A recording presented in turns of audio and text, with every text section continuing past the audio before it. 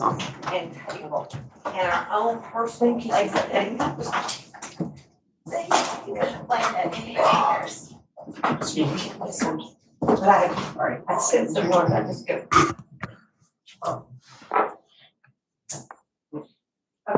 All right, we're going to call to order a regular city council meeting for Tuesday, March 11th, 2025 at 5:31 PM. And we will start our meeting with a invocation, please.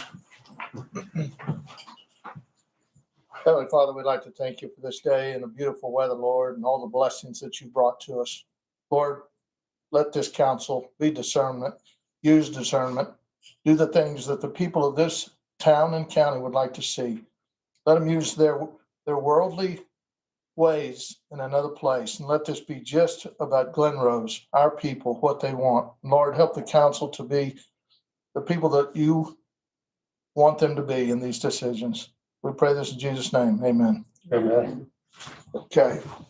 Pledge of allegiance. I pledge allegiance to the flag of The United States of America, and to the republic for which it stands, one nation, under God, indivisible, with liberty and justice for all. Honor the Texas flag. Honor the Texas flag. I pledge allegiance to thee, Texas, one state, under God, one and indivisible. Thank you. Horrible prayer. You got it. Roll call. Councilmember Mann. Present. Councilmember Schultz. Mayor Pro Tem Conrad. Present. Councilmember Freeze. Present. Councilmember Bruning. Present. All right, thank you. We have a quorum. We had no citizen visitor comments. Is that correct? Veronica? Nobody? Okay, just said. Okay, ask that each individual that addresses the city council this evening to do so in an orderly and respectful manner, please. Attempt to address any issue, concerns, or suggestions in the public comment section of the meeting. Public comments outside of this section will be limited. All speakers shall approach the podium and provide your name and address for the record.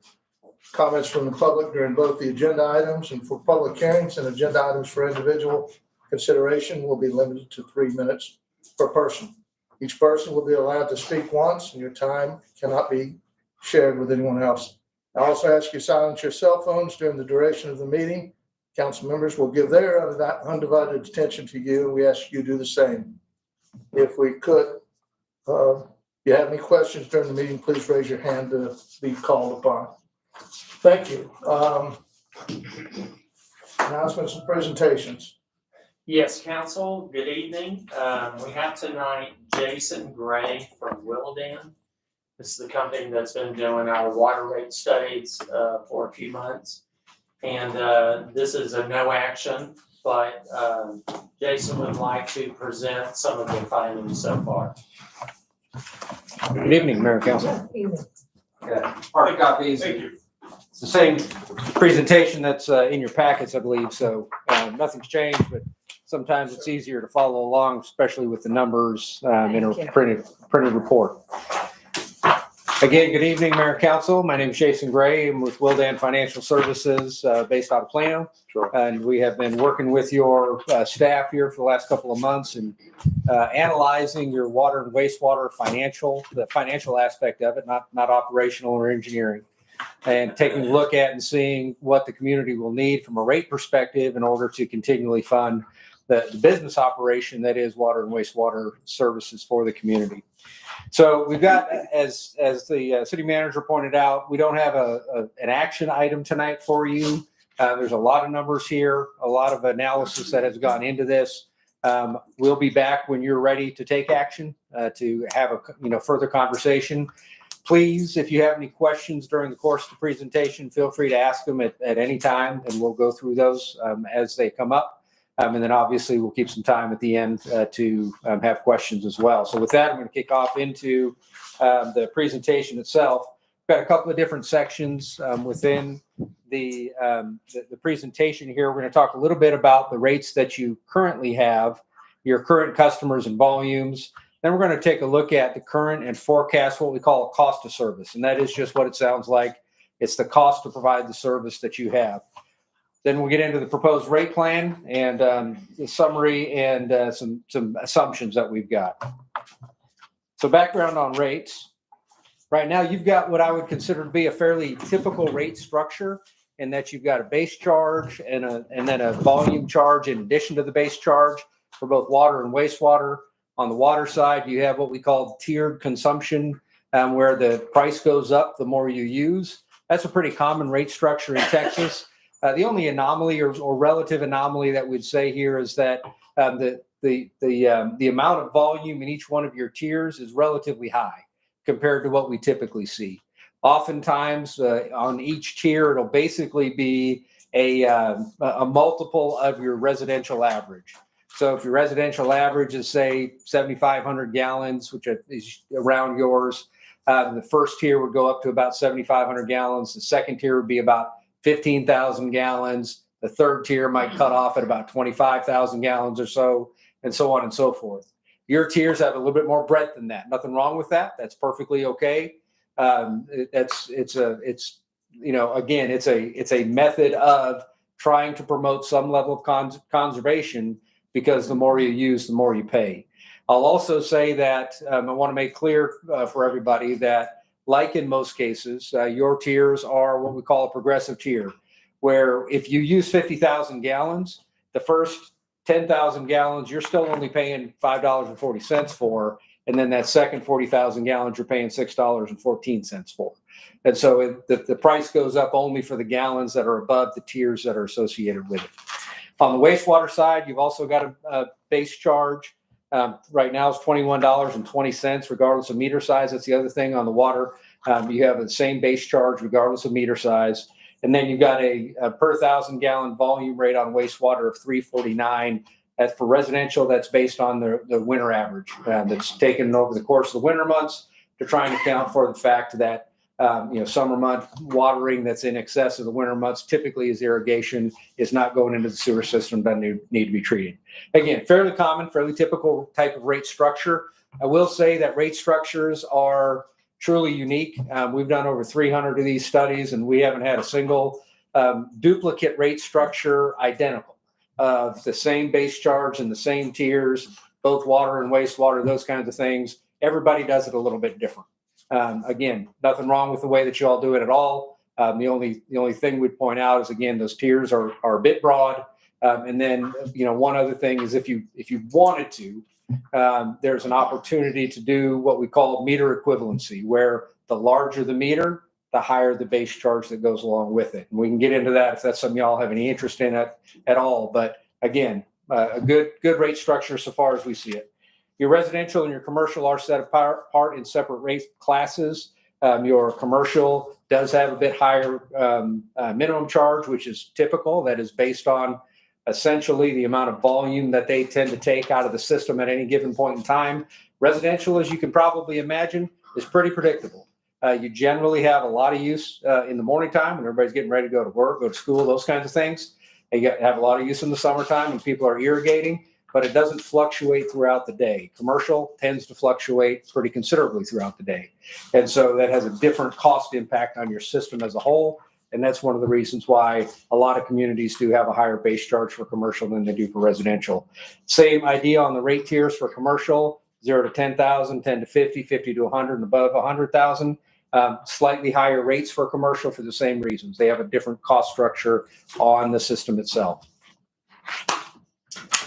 So when we look at the next page here, page 5, we do a bill comparison, and this is just for the water and wastewater component of the bill. We pick a number that is a relatively typical bill for the community. In your case, we've chosen a 10,000 gallon water bill with a 5,000 gallon winter average sewer bill. And you can see how it breaks out with, amongst the other communities that are generally around you. You're a bit higher than Walnut Springs and Mansfield, a little below Stephenville, quite a bit below Mineral Wells.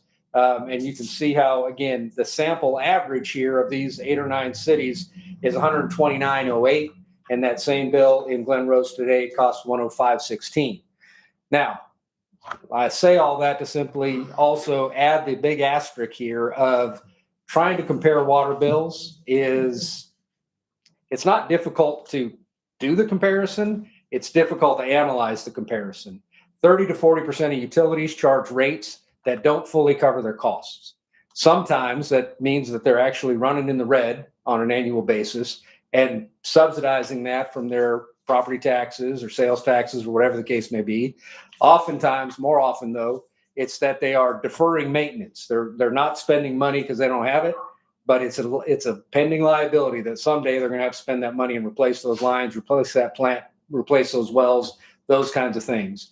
And so they're not really charging the full cost of what it is to do the business of providing water and wastewater to the community in order to keep the rates low, but those will come to catch them.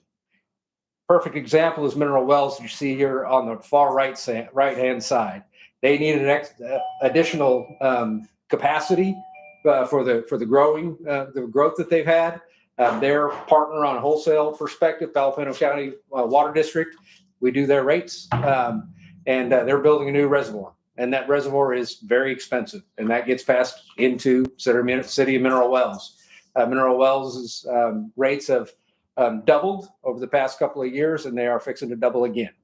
And so, again, that's an example, though, of one of those liabilities that continues to accrue until someday you got to end up paying for it. So take that with somewhat of a grain of salt. Everybody's always interested. How do we compare to our neighbors? We want to show that, but we also want to make sure that it's clear that there is not a perfect comparison. And just because somebody's rates may be lower or higher than yours doesn't necessarily mean that it's got anything to do with the operational efficiency of those systems. All right, moving on to, we'll go to page 7. Talk about your current water and wastewater accounts and what we call our test year. You'll hear me use that a few times. And our test year is simply a 12-month period. That's generally speaking your current fiscal year, but then we've also made some adjustments to normalize it. For instance, if you had a big cost in buying a piece of equipment that you're not going to have every year, something like that, we'll take that off. Or if you've had a big spike in usage for some weather event or something like that, we'll normalize that over time. So we call that our test year. For this period of time, you've got just under 1,400 water accounts. About 1,000 of those are residential, 303 commercial, and 3 bulk water accounts, and slightly fewer wastewater accounts. That's perfectly normal. There's a combination of factors in that. Sometimes there are septic systems on residential, on large lot residential, and then oftentimes in commercial, you'll also have multiple water meters, but only a single sewer service. So again, common to what we would typically see. May I ask you a quick question Yeah, on this absolutely. page? Because I've seen it in a couple places, it talks about an assumption of 43 new accounts per year. Mhm. Was that assumption based on the properties that we already have that are being built out, that are turned in plans, et cetera? It's a combination of things that go into that assumption. That is a key assumption because every new account, that's another, minimum every month that comes in. We're counting on that revenue to look at it. And it's also additional volume that goes into that you're producing or buying and then selling. So the way that we've come up with that is first looking at your history, but then second, working with your city staff to arrive at a number that everybody feels relatively comfortable with to look at and say, okay, we think that's a good, but also somewhat conservative approach. Okay. We don't, unlike for engineering, say, when they don't want to not have the projects delivered by the time the growth happens. On the other hand, we kind of on the flip side of that, where we don't want to count on that revenue until the people are actually here. So you might see. So this is on the lower end. It's on the lower end. It's Okay, intentionally on the lower end. thank you. Yes. Got it. Yeah, for that reason, because again, we're not building infrastructure here. We're collecting revenues, right? So Perfect. we want to make sure that those people are actually here before we count on that revenue coming in. Thank you. All right, so the actual and forecast total water accounts on page 8. You can see here, we run a whole 10-year forecast, and we're recommending a 3-year rate plan, but our model produces a 10-year forecast. And so you can see our test year again shows 1,398 water accounts. By the end of 2034, at that 43 new accounts or 2.4% annual average, that would put you up to 1,736 accounts at the end of 10 years. After 5 years, essentially, 1,572 accounts. Again, we think that that's on the relatively low end. You'll see that the percentage differences there are between 2 and 2.4% on water, 2.7% on wastewater. We're actually believing that every new water account is going to come with one wastewater account. And because the baseline is a little bit different, just makes the percentages a little different. Next page, on page 9, the billed water consumption. Again, we want to be relatively conservative with this. And so we start out doing some previous analysis, past 3-4 years, of how much water has actually been billed through your system. And I do want to make an important distinction here is there's always a difference between the amount of water that's produced and the amount of water that's billed. There are leaks, there's hydrant flushing, there's all kinds of water that goes through your system that doesn't get billed. It's just a normal, everyday part of your operating procedures. And so what we've done here is looked at what we think that normalized volume is, about 131 million gallons, and then we've escalated that by that same 2.4% that we expect in the water usage. So this is expecting that the next customers that come online are going to be using water in a relatively similar pattern to the existing customers. If you get a really heavy water user, one of our clients is Sherman. They're building a huge new Texas Instrument plant there. By the end of that plant construction, that plant is going to use half of Sherman's water. And so if you get something like that, that changes everything about this. And so if you begin to see big users come in, those kinds of things, it's time to revisit the assumptions, the core assumptions behind this whole model.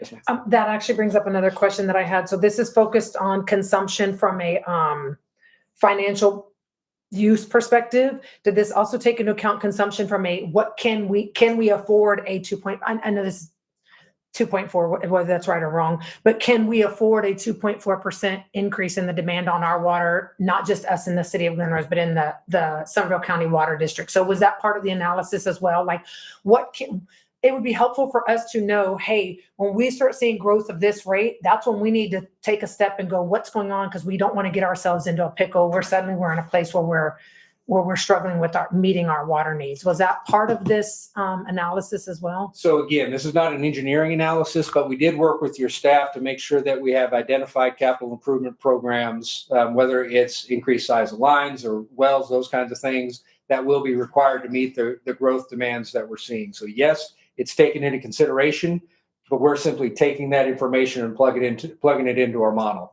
We're financial folks, we're not engineers, so we can't tell you what you need as far as capacity goes. But again, we have built in a forward-looking capital improvement plan to go for as part of this process. Okay, got it. So that's a part 2. This is consumption and part 2 is conservation, and that's separate and distinct from this. Yeah. Got it. Thank you. Well, it's related in the sense that you can help to drive conservation by the way that you structure your rates. And then there's also policies, obviously, that you can put in place that are non-financial policies, but just, conservation plans and drought contingency plans, those kinds of things. Perfect. And so those are 2 separate things, but you can also help to drive it by rates themselves. That's a lever. Yep, got it. Thank you. All right, moving on to page 11. In our test year, you got a cost of service for your water that's just over $1 million. Also, just over $1 million in your sewer. So roughly 50% of your utility fund goes to each fund, both water and wastewater. You can see here that a large portion of your water cost of service at 32% is contractual. That is water that you're purchasing, water rights, those kinds of things that are going along with it. Operations at 21%, personnel at 23%, and capital outlays at 19%.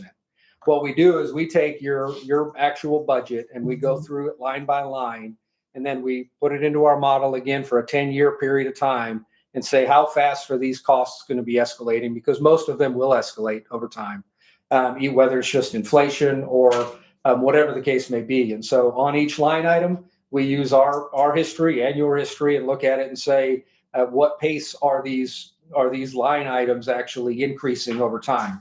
Sometimes it just tracks inflation. Sometimes it tracks inflation plus the account growth that you have.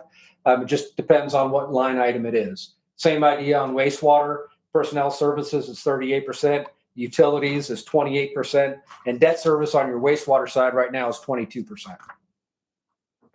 Next slide, or next page, I should say. So under the 10-year cost of service, again, most of the expenses we're assuming will grow at a pace of about 3% a year, standardized inflationary rate. We recognize that not every line item is necessarily going to increase at that amount. This is not a budget that you'll be approving, eventually. This is a financial plan. And so just recognize that that's the level of assumption that we've put in here. Certain expenses like benefits, electricity, those kinds of things tend to outpace inflation. And so what we do is we put a bit of a premium on those things to try and make sure that your costs are covered over time. The largest single expense for water is your purchased water, and the largest single expense for wastewater is the debt service on your 2023 bonds. We've got 1 year of CIP, which we believe, based on working with your staff, covers the known immediate needs that come up as part of the utility system for the next year. And then again, we've got a 10-year forecast that looks out for the whole amount of time.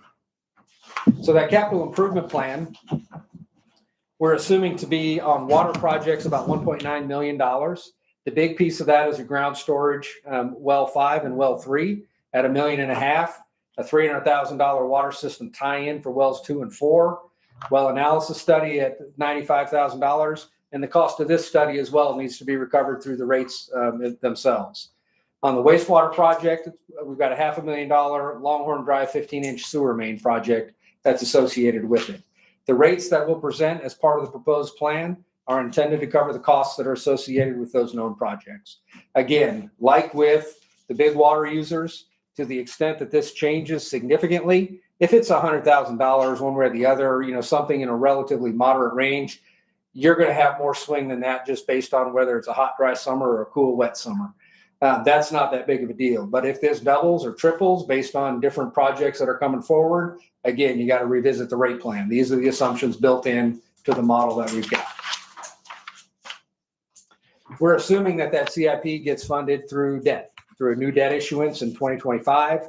Now, whether you actually did that in 25 or 26 and exactly how you structure it will be up to you through the advice of your city administrator, your financial advisor over time. We assume level debt basically to show and say, okay, debt service on $2.5 million is going to be X per year and bring that on as the fund can afford it. We're assuming 25-year term, 4% interest, and a 2% issuance cost, which comes along with every bond issuance. Again, try to be conservative on those things. We have seen some debt instruments be sold recently at less than 4%. So even though we're still in a relatively high interest environment, municipal bonds are still getting pretty favorable interest rates. So this is essentially the largest driver of your year-over-year increases in cost is your current forecast debt service. So on the water side, you can see we're forecasting $1.25 million each year as it goes through. And that's forecast for the new debt that's sold. You don't have any water-supported debt today. I know that y'all see the budgets as a utility fund budget, not as a water budget and a sewer budget, but we break that out piece by piece so that we can understand what's driving the costs. Just for clarification, yes. 125,000, not 1.25 million? Yes. Okay, just because we're talking out loud and I didn't want everybody to start going, wait, what? Yeah, Okay, thank you. I apologize. 125,818 is our assumed amount of debt service that would be covered by the water rates. And the forecast new debt for the wastewater side would be an additional 32,646. Again, actual debt's going to come in a little bit different than that. But as long as it's pretty close to the assumptions, the plan will work out relatively well. You currently have about $235,000 worth of wastewater debt service associated with your most recent bond issuance. But what we've done is taken the amount that goes towards water, paying for that through water rates. The amount that goes to the sewer projects is paid through sewer rates. And again, this does not suggest that you've made that decision to issue new debt. What we're showing you is here are the rates that would be necessary should you move forward with debt-funded capital projects. So the cost of service graph on page 16 shows again the different elements: the purchased water, your operating costs, your capital outlays, transfers, and your debt service. You'll notice that between 25 and 26, the only one that has a significant shift is that debt service. You sell debt in 25, you're going to experience that debt service payment coming due beginning in 2026. Everything else is simply an inflationary and or growth related cost addition. Page 17 is that same information, just presented in a table as opposed to a chart, in case you're interested in the specific numbers. I won't go into that tonight.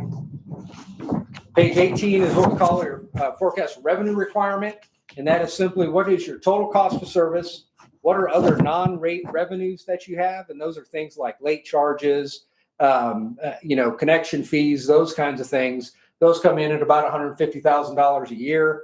Again, in order to remain on a conservative side, we've assumed that that's just going to stay flat over time.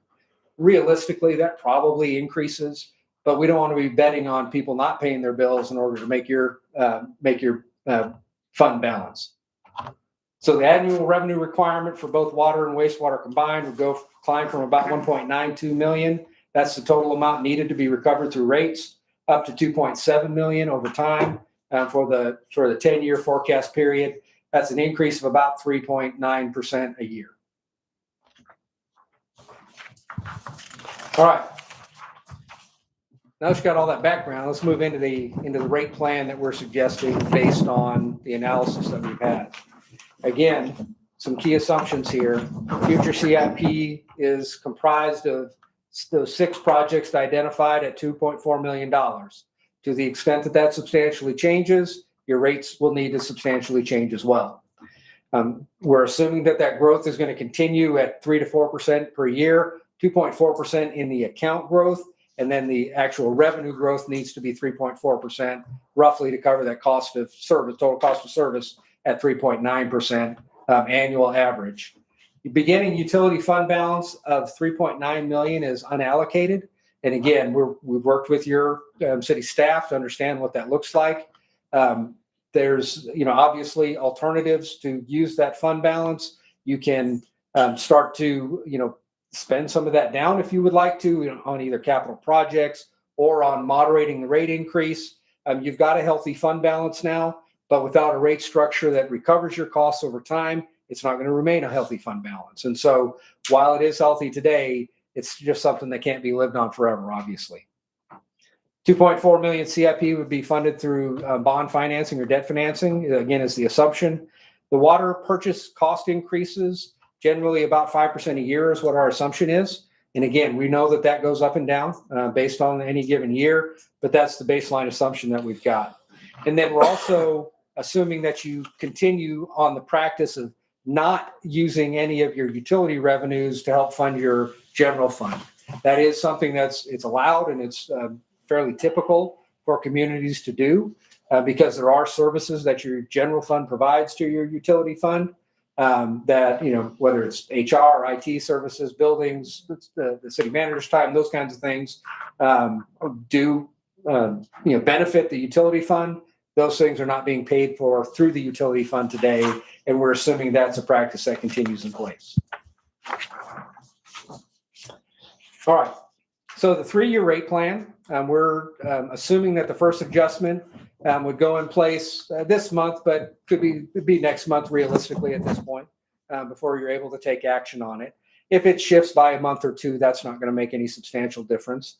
We do recommend that you, for whatever changes you make prior to going into the heavy use months of June, July, August, generally speaking, because at that point, people's bills will be going up regardless because of use, generally, irrigation use. And so you want to make sure that there's some clarity between how much is a rate increase versus how much is just using more water. So we're not making any recommended changes to your rate structure. Again, if you want to see some changes, we can come back with that. But right now, again, it's a good rate structure. And if you have some specific policy goals, we can help figure out ways to use the rate structure to help you get to those policy goals. But right now, we don't see a compelling reason to change it. May I just validate one thing, to make sure my brain is right? So our baseline rate structure is 10,000 gallons and our average user is 7,500. So our average user is going to fall within that first tier. Yes. Okay. In you. most months. Now, August, they might use 12 or 15,000 gallons, right? Even your average user on an annual basis might be using 12 or For the 15. bulk of the time, for the Bulk of the bulk of our time, clients, they're gonna be- our citizens, they're going to fall in that. They're going to be bucket. within the first tier, yes. Perfect. Thank you. On the wastewater rate adjustment, it's nominally higher because of the cost structure within wastewater. We're not making any recommended changes to the rate structure itself on wastewater either. And we're phasing into positive net revenues over the course of 5 years. Your utility fund over the past couple of years has been a little bit in the red. And so what we're doing is we're correcting that over time and also paying for the new projects essentially. Slide 22, you can see here, it actually goes out as a 5-year rate plan here. We're recommending that you adopt the first 3 of these years. You can adopt 1 year, 2 years, 3 years, 5 years, however you want to do it. We think that long-range rate plans, particularly when you go out to the bond market, if you are considering funding those capital improvement projects with bonds, the bond market does like to see that you've got a rate plan in place that will cover the cost of paying for those bonds over time. That'll help get you a better bond rating. And so again, a lot of numbers on this page. I'll show you percentages and bill impacts here on the next page, which is really what people are most interested in normally. But you'll see we've maintained the same rate structure. Right now, you've got a $16 minimum for residential water. That would go up to $17.44 in the first year, $19.01 in the second year, and $20.72 in the third year. The percentage increase is the same on the tiers. And again, we're recommending the tiers stay where they're at, 0 to 10, 10 to 50, 50 to 100, and over 100. Would go from $5.40 for that first tier of water today up to $5.89 for the first tier of water in the second or the first year of the change, $6.42 in the second year, and then up to $6.99 in the third year. Commercial rates, same percentage increases. The dollar numbers are different, and the commercial does not have essentially the benefit of winter averaging because they tend to have water and sewer use that's more consistent over the course of the year. Sewer charges, minimum charge would go from $21.20 to $23.11 in the first year, $25.19 in the second, and $27.45 in the third year for residential. The volume rate would go from $3.49 to $3.80, and then up to $4.15 in the second year and $4.52 in the third. On What page, year would you predict that we'd be break even, that we'd be no longer running in the red and running in the show you black? that in a second here. Okay. All right. Thank you. So that'll be on page 24. Okay, thank On you. page 23. So what we're showing here is what's the actual bill impact, what your citizens would typically feel from a rate impact basis based on this plan. Today, for a 5,000 gallon user that's also got a 5,000 gallon winter average wastewater. So they're, essentially not irrigating outside, all inside water use essentially. They pay $81.65 for water and wastewater service today. According to this plan, that would go up to $89. That's a $7.35 increase, 9% increase for the first year of the plan. The second year of the plan go up by $8.01. Third year of the plan go up by $8.73. Recognize here that as with all of the businesses that you run, essentially, unlike property taxes or sales taxes, which naturally bring in more revenue, even though the rate stays the same, because prices increase and property values increase, not the same case for water. The only way to generate additional revenue to cover increasing costs is by raising the rate of it. A 10,000 gallon user, which is a little bit more of your common user, not a real low user, today would spend $108.65 on a 10,000 gallon water and a 5,000 gallon winter average. That would go up by $9.78 to $118.43. Again, a 9% increase there, 9% increase in year 2, and a 9% increase in year 3. And you can see the dollars associated with that. generally speaking, $9 to $12 a month for residential users using 10,000 gallons of water, 5,000 gallons of wastewater. On the commercial side, the increases tend to be a little bit higher. Again, they don't have winter averaging, appropriately so. And so their increase in year one would go up by 9.9% and then would level off at the same 9% as essentially after it is effectively caught up.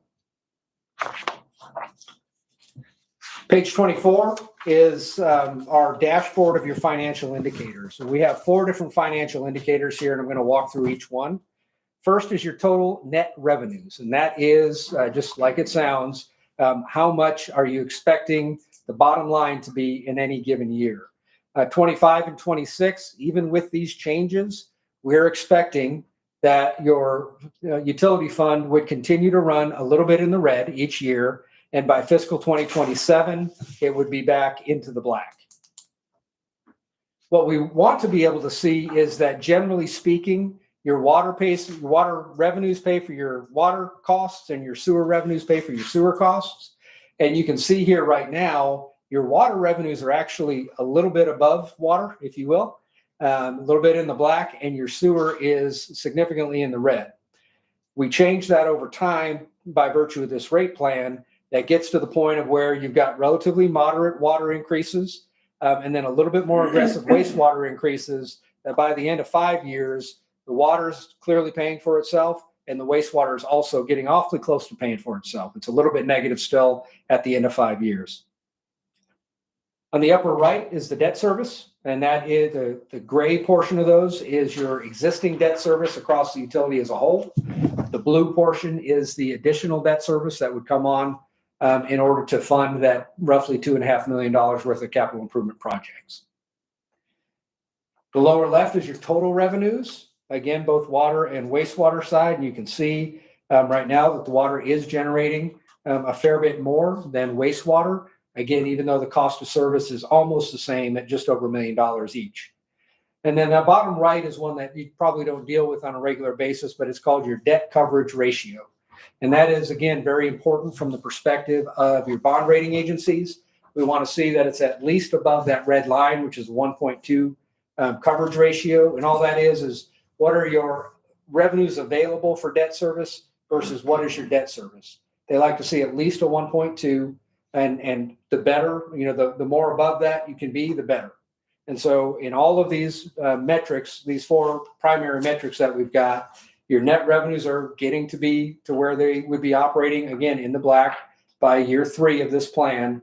Your total revenues continue to climb to cover the costs that are associated with doing the business, primarily driven by your debt service in that upper right-hand corner. And then your debt coverage does stay healthy over the course of the plan. With that, we have to take any other questions that you got.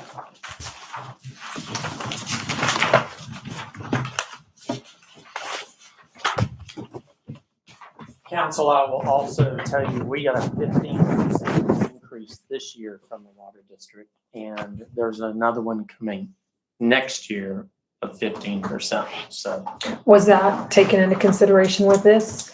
yeah. It was. Okay. Yes. Was it just this year or so, or did we? I'll have to go back and check to see if next year's is as well. I believe it is, but I'll double check and make sure. I know that this year's was. I know that we had that information early enough to build it into the model and the plan. So we'll take a look at that. That is a significant cost driver on your cost. And so to the extent that your purchase water price goes up, that ends up affecting and impacting your rates in some way, at least. It's not 1-to-1. So because it makes up 25% or so of your total cost, a 15% increase doesn't mean that your rates have to go up 15% to cover that. It's something less than that, but it is a significant portion of your costs overall. And how many years are left on our contract with them? I think 7. Okay. Now, last year, I don't think we took a drop of water from them. Right.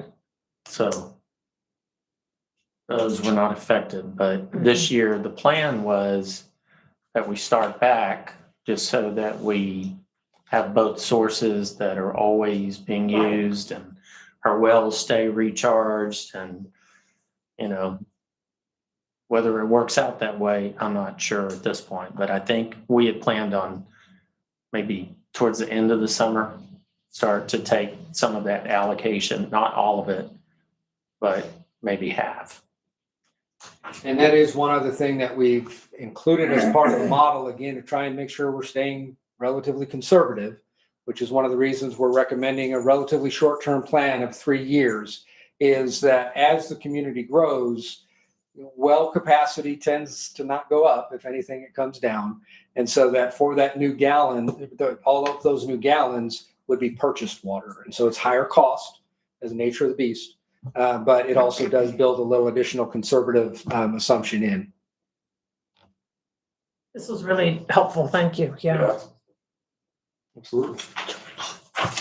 Other questions? George, do you have anything? Okay. Just one more for you, Troy, and it's just kind of the second leg of this is that consumption and that conservation conversation that needs to happen, right? Like we need to know when at what point does the next developer come in that we go hold tight? When do we need to start looking out for how much water we're using? And I know that may seem like forever away, but it might not be. And we don't know how fast we're going to grow, but we need to know what's that number that the day we have a developer come in that says, hey, I'm ready to bring 50 houses to it. We need to know what that, They don't want water. that threshold is, right? Like, oh, well, let's see. But we need to know that Chris, number that's an immediate hold, let's pause. I think the report you gave, 2 meetings ago, I think would shed a little bit of light on that. Yeah, not specifically. That gives more of a long-term reliability of groundwater availability. Right. That's something I can work up pretty easy. One thing that you guys have from a water standpoint is you're technically bounded by the water district's service area. So your ability for growth in the water system Right. may, depending on how the future goes, that may or may not be limited. Yeah. You're more looking at a potential bigger growth on the wastewater side Mhm. because the water district doesn't provide wastewater. Right. So depending on how those discussions go and development agreements happen And we also have the impacts of others, right? Because the wells don't stop at city limits or county lines. So that's why us being on top of it is so important, and us making sure that those that we share with, that we understand what theirs is also. Because we may not be growing at a rate that's gonna start to harm our table, but another area that shares the same water table may.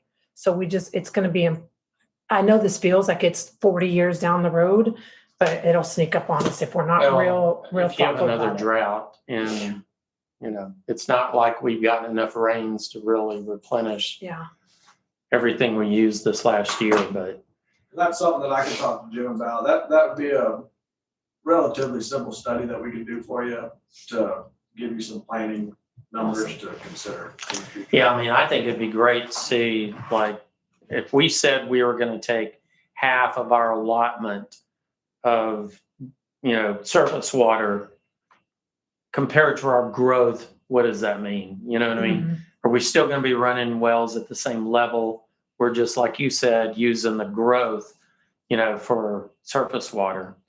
Well, I mean, maybe we actually want to buy more surface water, which would again, at 15% more or more, is going to affect our numbers. So, Yeah, Thank you. and to your point, Councilmember, about it may seem like it's 40 years down the road. No water planning conversations take place quickly, so you can't really be too far ahead. Yeah. there's Yeah. people with guns out there. All right, I will be back again based on the direction that you give. Staff will be back again to discuss approval of a plan. If there are specific scenarios that y'all would like to see in the interim, let us know and we can run additional scenarios to look at it and see what those impacts would be. And I'll double check on the wholesale call. Yeah. All right. Thank you. This Thank is you. great. Thank you. We have no items for public hearing tonight. We're gonna go into individual items for consideration, beginning with item number 2. Discussion, consideration, and possible action on designing a company for a planning grant and approving resolution 2025-R-03. So council, we were made aware of this grant. This is through the General Land Office, maybe 4, 5, 6 months ago by one of our engineering firms. And it enables us to, apply for, and if we haven't done it before, receive money to do different kinds of plans. Which some are around stormwater and things like that, and Jason's going to talk about that. But also it could be parks master plans, it could be downtown master plans. Because we've already done a master plan, it wouldn't necessarily go towards that. It could be a traffic study. So as we look at, different roads and how we want to do them, things like that would come into play. So we went through the process to select companies to help us grant writers. And the plan is that we would use some of the funds for a parks master plan. That would help us with a bigger parks grant through the Texas Parks and Wildlife.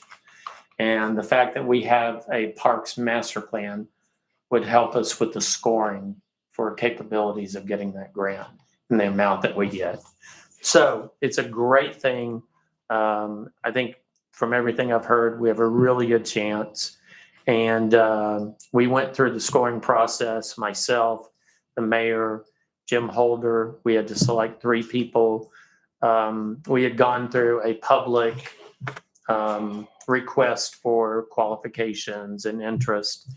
And so out of that and out of the scoring, we chose Mundo and Associates. Is that right? And Associates? Yes. Yes. And Jason is here to talk about his company and answer any questions related to kind of the process with the grant. Again, it's $300,000, and it can be possibly a parks master plan and a downtown master plan. So it's something that would really, I think, work well for us, and I think we have an excellent chance. So Jason. Well, council, very nice, and mayor, very nice to meet you tonight on this wonderful sunny day in your town with beautiful weather. And as Troy said, this grant through General Land Office Resilient Communities Grant, the funding for it came through the Texas Community Development Block Grant, and so their focus is mainly resiliency, building codes improvements, hazard mitigation, when all that includes stormwater improvements as well and other threats. And one of the applications of the grant is future-based plans that incorporate that hazard mitigation, zoning improvements, building code improvements, things like that. So as Troy creatively thought about in your team, well, something like a parks plan that incorporated stormwater improvements to the community could be a way of getting that park plan funded. Similarly, a downtown plan that incorporated things like stormwater improvements and plans for improving stormwater, building code improvements, things like that. That's all incorporated into the plan, and you can see that like incorporating your sidewalks and your intersections, roadways. I can see when I was on a tour with Troy today, your drainage areas are coming from, your drainage watersheds are coming from 67 down to the river. And he showed me some of those water paths there through the culverts and under the buildings. And Through so, the woods Let's to call them grandmother's house. house. right. And I get excited, right? Because I see application in a plan, where you guys are like, oh, geez, I got to deal with this, in our community. This is a way where you could create plans to deal with these unique challenges in Glen Rose for the betterment of Glen Rose through that plan. And it looks like that would be a way of getting those plans funded. And as Troy said, when you have, like, for example, that park plan that gives you better scoring to then go after a park grant through the Texas Parks wildlife department, their small communities parks grant, for example, or their regional parks, however you wanted to do it. So there's lots of great opportunities there. My company, Mundo & Associates, is a economic development, civil engineering, and planning consulting firm. We've been operating in Texas for almost 21 years now, and we are licensed economic developers, certified economic developers, licensed professional engineers, as well as certified city planners. So we come with that unique three-pronged skill set to address different challenges. So we're looking at, when we see cars, those are customers. I remember in college as a civil engineer, a lot of the tech stop rules were what you followed, and they were trying to disperse traffic as quickly as possible. But those are customers of your community. In economic development, we try to collect them and facilitate them going through your, downtowns, like the beautiful county square downtown you have here. So we look at these things through those different angles. We have done ordinance updates with our planning, when we have done the stormwater flood master plan updates through our engineering.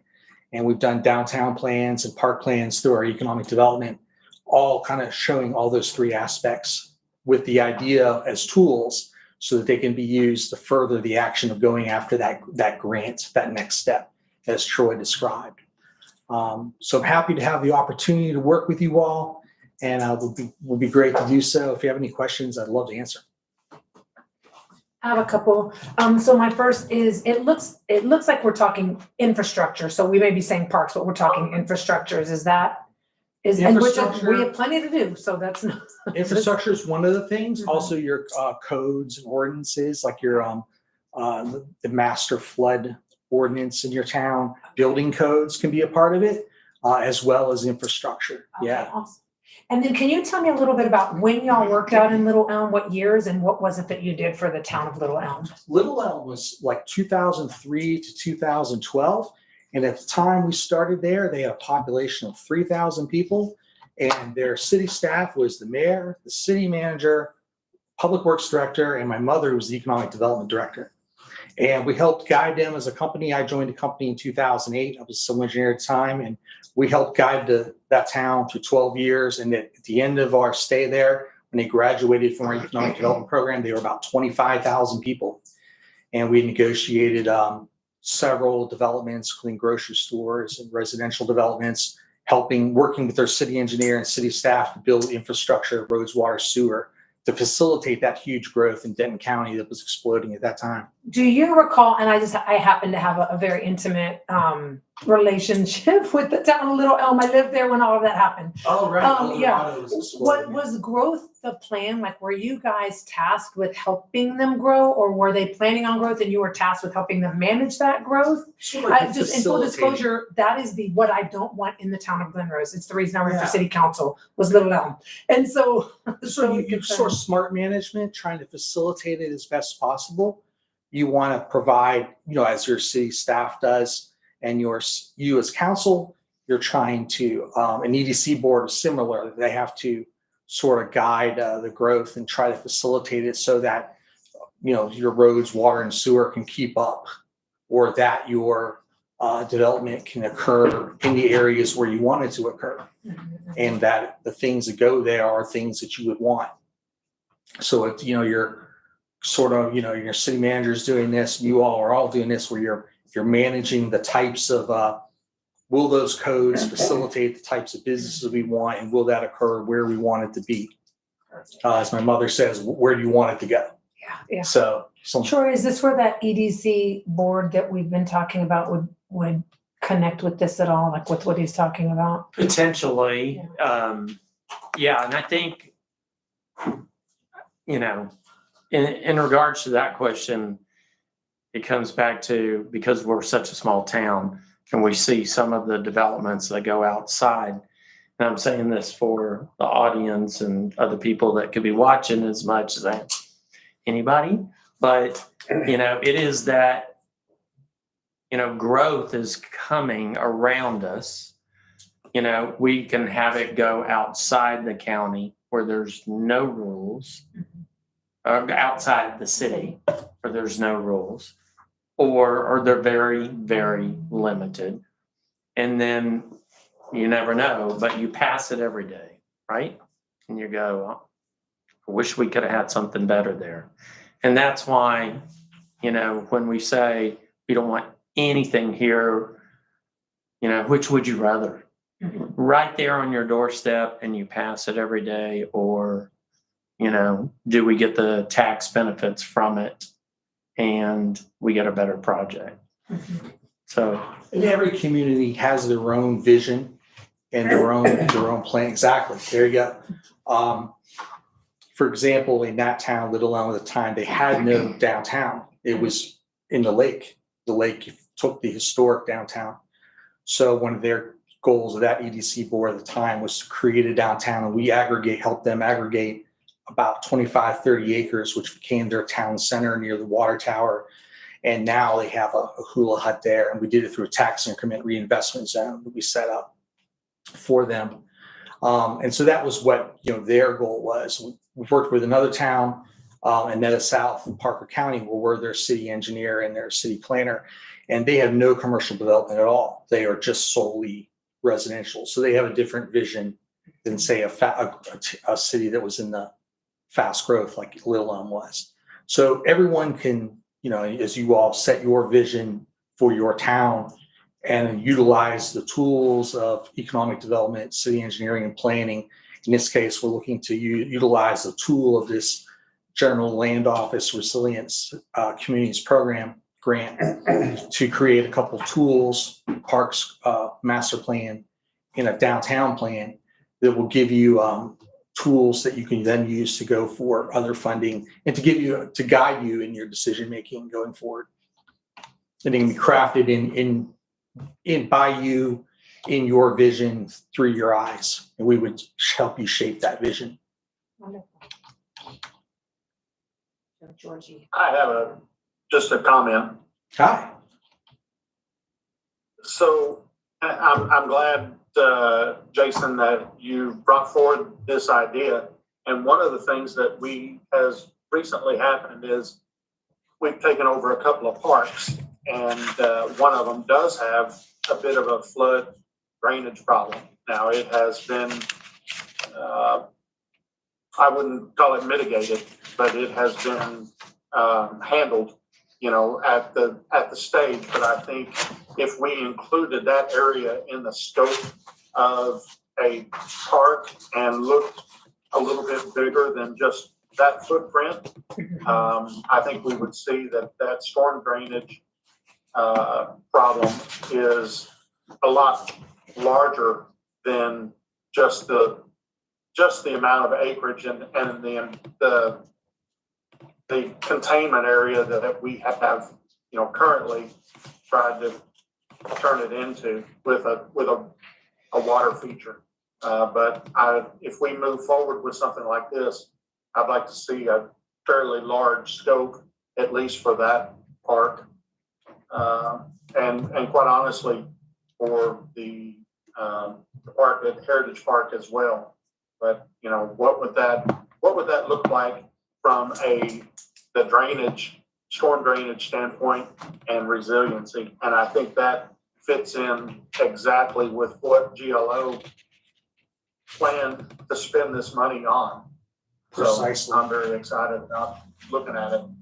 No, that's precisely correct. And when I was on the tour with Troy today, he took me by the parks, and I could see those stormwater challenges and those stormwater areas. And well, this is great. Just as you said, this can help support the GLO funding this type of study if that was included. And we'd look at of course, obviously the adjacent drainage coming into it and through it, because you want to include the entire watershed as part of that examining.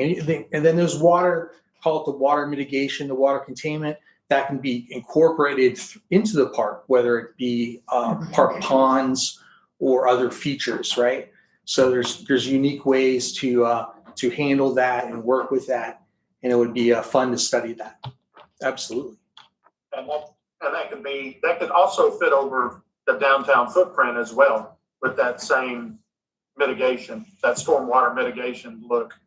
Correct, through like the downtown plan, looking at that, the stormwater, and things like that. Troy showed me, for example, that water coming through the culvert down the hill from 67, to cut through the downtown by the buildings. That's a perfect example of something that I think the GLO would want to see studied, so that you would have a plan in place that you could then address and incorporate as a council, and council can fall back on that plan and say, well, why are we doing this? Well, Feel free to because open we it up to studied a it. Beautiful flowing creek. I will not complain about that. Yeah, it can be a part of it. You can turn with the lemons and the lemonades type of thing and turn it into a feature. It Yeah, used to be. there's opportunities there. Absolutely. Anybody else? Jason, what's the timeline, do you think, to submit the grant and then to hear back? What do you think?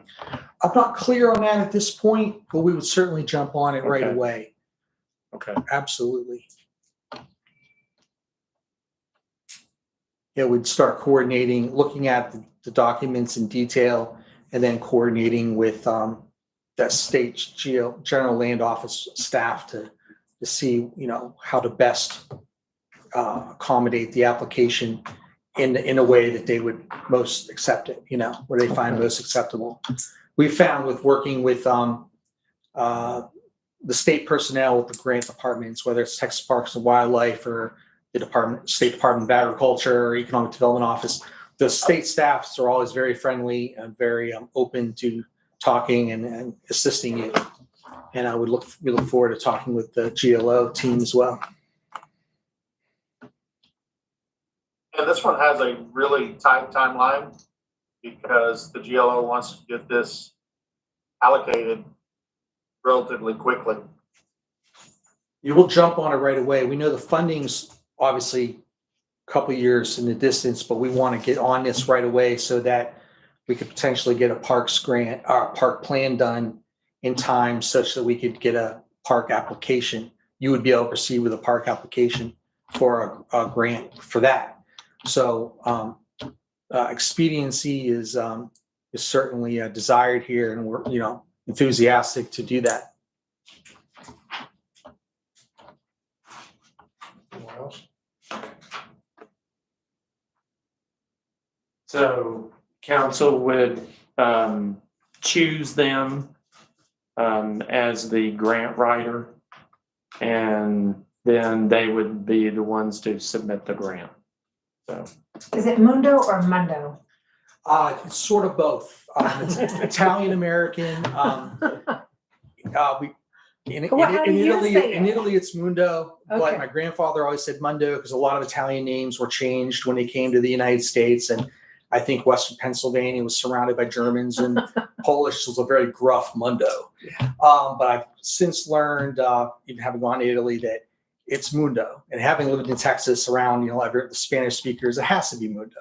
Okay. And so I try to say it Mundo, but I go back and forth myself as well.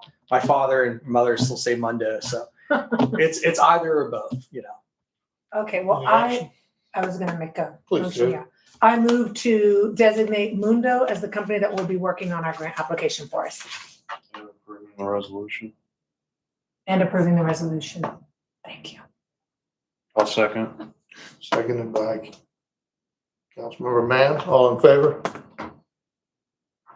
4-0 passes. Thank you. Thank you, Mayor and Council. We're excited to be working with Troy and your Glen Rose team. Thank you. Thank you. thank you, Jason. A lot of considerations that Troy took in and looked at and did a good job disseminating the different firms, and it was the right choice. I think it's gonna work out great. Thank you, Jason. Thank you, Jason. Appreciate it. Thank you. Thank you. Enjoy the rest of your meeting. Thank you. You didn't want to stay? That's what I thought. I thought we were partners now. Got here early. Item number 3, discussion, consideration, and possible action regarding the City of Glen Rose fiscal year 23-24 financial audit.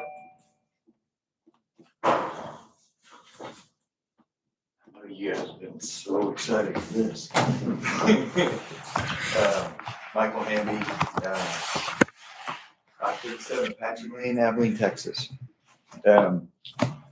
We completed the audit. It's been looked at and finalized, so I'm gonna spend a little bit of time going over some of what's in here, and then if you have questions, I'll try to answer them. We were able to get everything that we needed to be able to get the work done. We got some of that information ahead of time to our office, and then a whole bunch of stuff here piled up in this room. So we did not have any trouble getting the information, and so the audit itself went really well, and I appreciate Veronica and the rest of the staff for helping us to get done. It went very well. In the back of the bound report is a letter. This letter has attached to it the audit adjustments, and we have discussed with Troy and Veronica about helping to make sure that these are recorded correctly and that there's a good understanding of where they come from and why they were made, to include, or perhaps to include, if there is a new or additional employee that might be working on this at some point. So, and we're available to do that by phone or video or in person, depending on what seems to be the best alternative. So, in the bound report, the most important thing, I think, is as page 1, which is the independent auditor's report. And the second paragraph is the opinion paragraph. And this is the pass-fail paragraph, and you passed. So it's a clean audit or an unmodified audit opinion, which is what you want your auditors to be able to put on the front of your report, and we did. And so that's what that is. And so I'm going to look then at a couple of pieces of information in the statements, the numbers, and also the letterhead letter in the back, and then I'll be done. So on page 9, statement of net position, the main thing that we look at when we look at this is we're looking at for a city, especially, and for nonprofits too, but is liquidity. So we're looking at your current assets compared to your current liabilities. And we do that to make sure that you have plenty of cash and things that turn into cash easily, like receivables and investments, to be able to adequately cover the liabilities that you've incurred and that are due within the year. So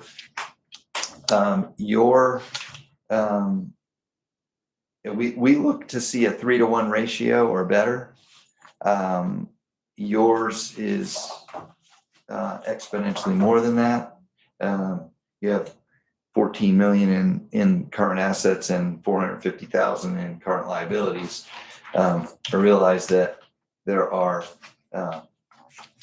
projects underway, and all of the things that were discussed before I got up here that involve spending money. So some of that liquidity will be spent, but It's already written, you can't change it. currently you're in great shape. At the time of this, it was great. From an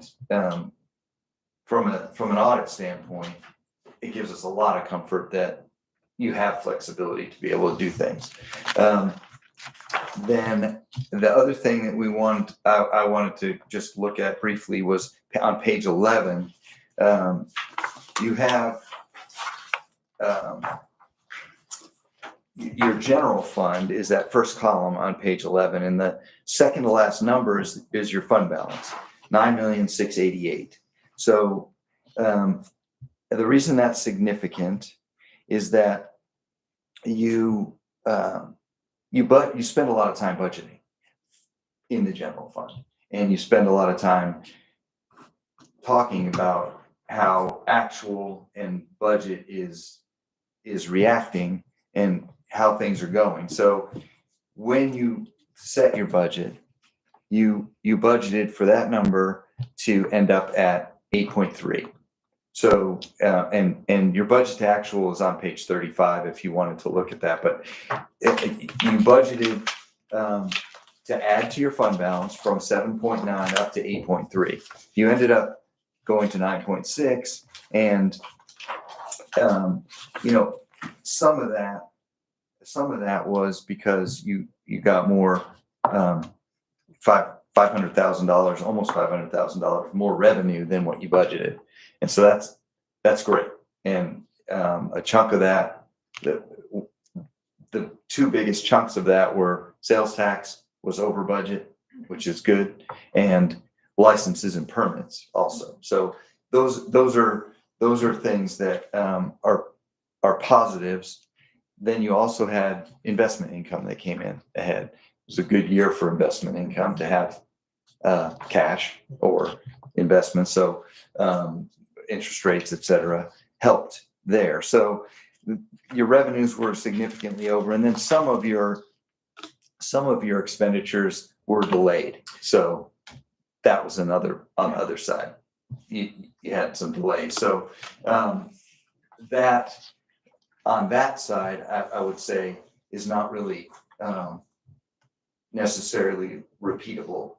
The revenue side is very positive.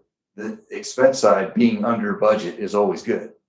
But some of that was strategic and some of that was in post. Couldn't get the work done that In needed to get post. done.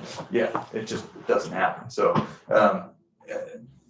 that was, so that's the budget to actual and the financial. But on both of those statements, you added a significant amount to your net assets, which is a really good thing to be able to say, and not something that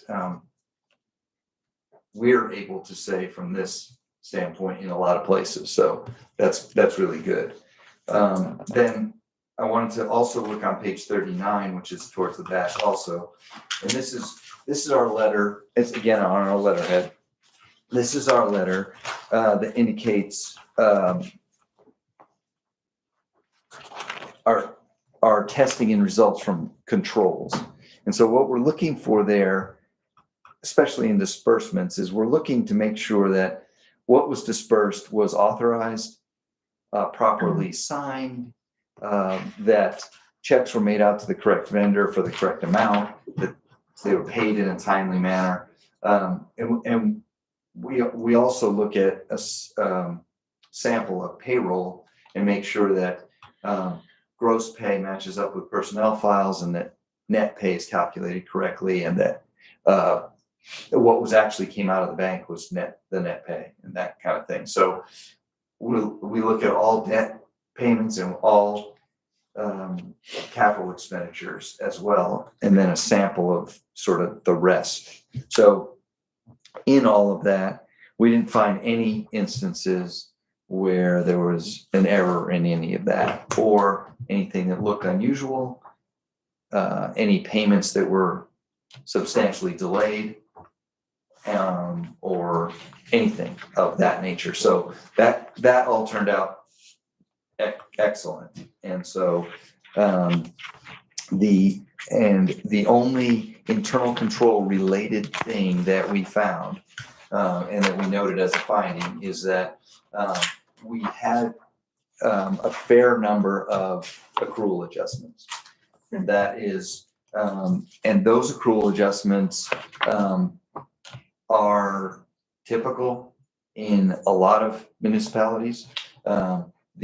The reason that it is a finding, and it's not a harsh finding. It's not something it's something that's very typical in most municipalities this size and often in other governmental entities. And that is that when you don't have a dedicated accounting staff, which is very hard to do in a place with a staff, with an administration this size. When you don't, there are a number of things that the auditors end up being relied upon to take care of. And while we can take care of a lot of those things, the Governmental Accounting Standards Board, which is the overarching rule maker for governmental accounting and auditors, what we're supposed to do, says that if there are material adjustments, either in number or in amount, we need to note that there is an impairment or a potential impairment of our independence because we're got our hands on the books and we're saying, yeah, they look great. So to the extent that we cross a line, we can't do the audit and we didn't get anywhere near that line, but that's why there's a finding. And so it can be mitigated.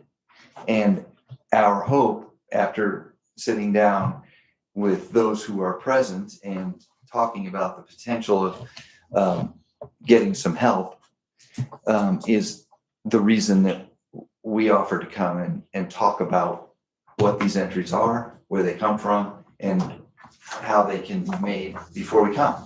And we're also available during the year for questions on anything that's unusual, that's not a typical entry, to say, hey, we're going to do this. We think it's this. Does that sound right? And go ahead. So are we talking about, I'm going to use layman terms because I'm Yeah. a volunteer treasurer, and so I don't get it right a lot. Are we talking about things like we put it in the wrong chart of accounts? Some of it Is that like an example Some of? of it is a bill that maybe came in October or November that was for September and didn't get recorded as an expense in September because the bill didn't come in time. Gotcha. Okay. Thank you. Mhm. So exactly the kind of things I do. Thank you. So that's all that I had, unless there are other questions, and I'm happy to try to answer them if there are. Anybody? How many years in a row have you done the audits? I know you've been here at least Yeah. 3 that I'm aware of, but You know, I think we've been here, I think it's more like 6, probably. 6. Yeah, I'm not 100% sure. It's been at least 4. Yeah. George? That was my question exactly. Just trying to remember exactly how many years you have done the audit for us, or your firm has done the audit for us. And I love the detail of it. I appreciate the straightforwardness of it, and good job. Thank you, appreciate it. We started maybe second to last year that Chester was, or the last year that Chester was Yeah, it's been a the minute. person. So, after that, Michael Lemons, I think, came in, and then, so it's been 6 or 6, 7. I think is right. I don't know the number, but that's the time frame. If you know that, then no. Thank you. Thank you, Michael. Appreciate it. Hey, and thank you considering the dynamics of our staff over the last year. Great job to the team for this being the result. Yeah, absolutely. And some of those issues will be alleviated just in keeping the people we have. And Right. addressing the changeover had something to do with this too. It always was, yeah. And Troy's horrible at accounting. Take off my shoes, I wore sandals that day, I thought I had it covered. All right. Thank you, sir. Thank you, Mike. Look, he's Do we looking need to, too. wait, somebody We needs need a some, motion? go for it. Make a motion to accept the 23-24 financial audit from Montgomery, McLean and Hamby as presented. George seconded. George Freeze, second the motion. All in favor? Thank Richard, you. did you Yes, vote I yes? have my hand up, yes. Okay, 4-0 passes. Thank you. You know, it's pretty refreshing when you hear people come in and say, your current ratio, your ratios are much higher than others. And that is because people like you and people that have been here and George that have managed that budget and kept it in check. That said, we need to spend some money this year. Well, the thing is, that was one of my questions that I had that I don't know necessarily applies. There's like, what counts as a liability? Because the minute we've got water tank, we've got water storage, it's going to be $2 million to fix. And we're coming up on 20 years on just about all of them. So there is that balance of spending money now because it's got to be spent. Because if we don't, we either face a failure or at the minimum, it's going to be more expensive. It's never going to get cheaper. So we're coming up on that. With quite a few of our. I think after our issues currently on the water tanks and wastewater treatment plant, I think we're golden for quite a long time, right? Jim is the expert on that. Yeah, I think we have We're making a one or big two dent. more, yeah. Well, we're ahead of the game for sure. And by the way, just as a note, we had talked about looking for a new firm, but in light of the turnover that we've had, we decided it would be in the best interest this year to keep continuity by going with these guys again. So probably next year would be a different story. So. All right, item number 4, discussion, consideration, and possible action on presentation on the advantages of combining several accounts into one holding company on the intranet. Well, before you put your shoes back on, we need to talk about, kind of like we were talking about earlier with Michael and, even with Jason, some of the interest rates and how, we did really well off the money we had in the bank. We moved a lot of them over to some short-term CDs. So they were at 5s last year. They're not at 5s now. And I think that means maybe we need to pay a little bit more attention to every single account, make sure it's the right one, it's the right institution.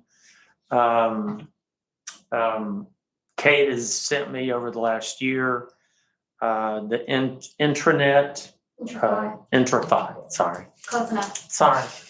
Intrafy rates, and I would kind of always compare them against kind of most of our accounts where we had most of our money, and they were always a little bit higher, but quite frankly, it wasn't worth it at the time. But as we look at security, which is something we just talked about, we've got a lot of accounts, which you have to do, I understand, but you don't necessarily have to have them with 4 different institutions. So you can spread those basket of accounts with 2. And I personally, think it would be a great idea to think about that. It doesn't mean we would not be insured, and she's going to talk about that in the different basket of funds or whatever. But there's a lot of them now where we're only getting 3 and there's 4s out there.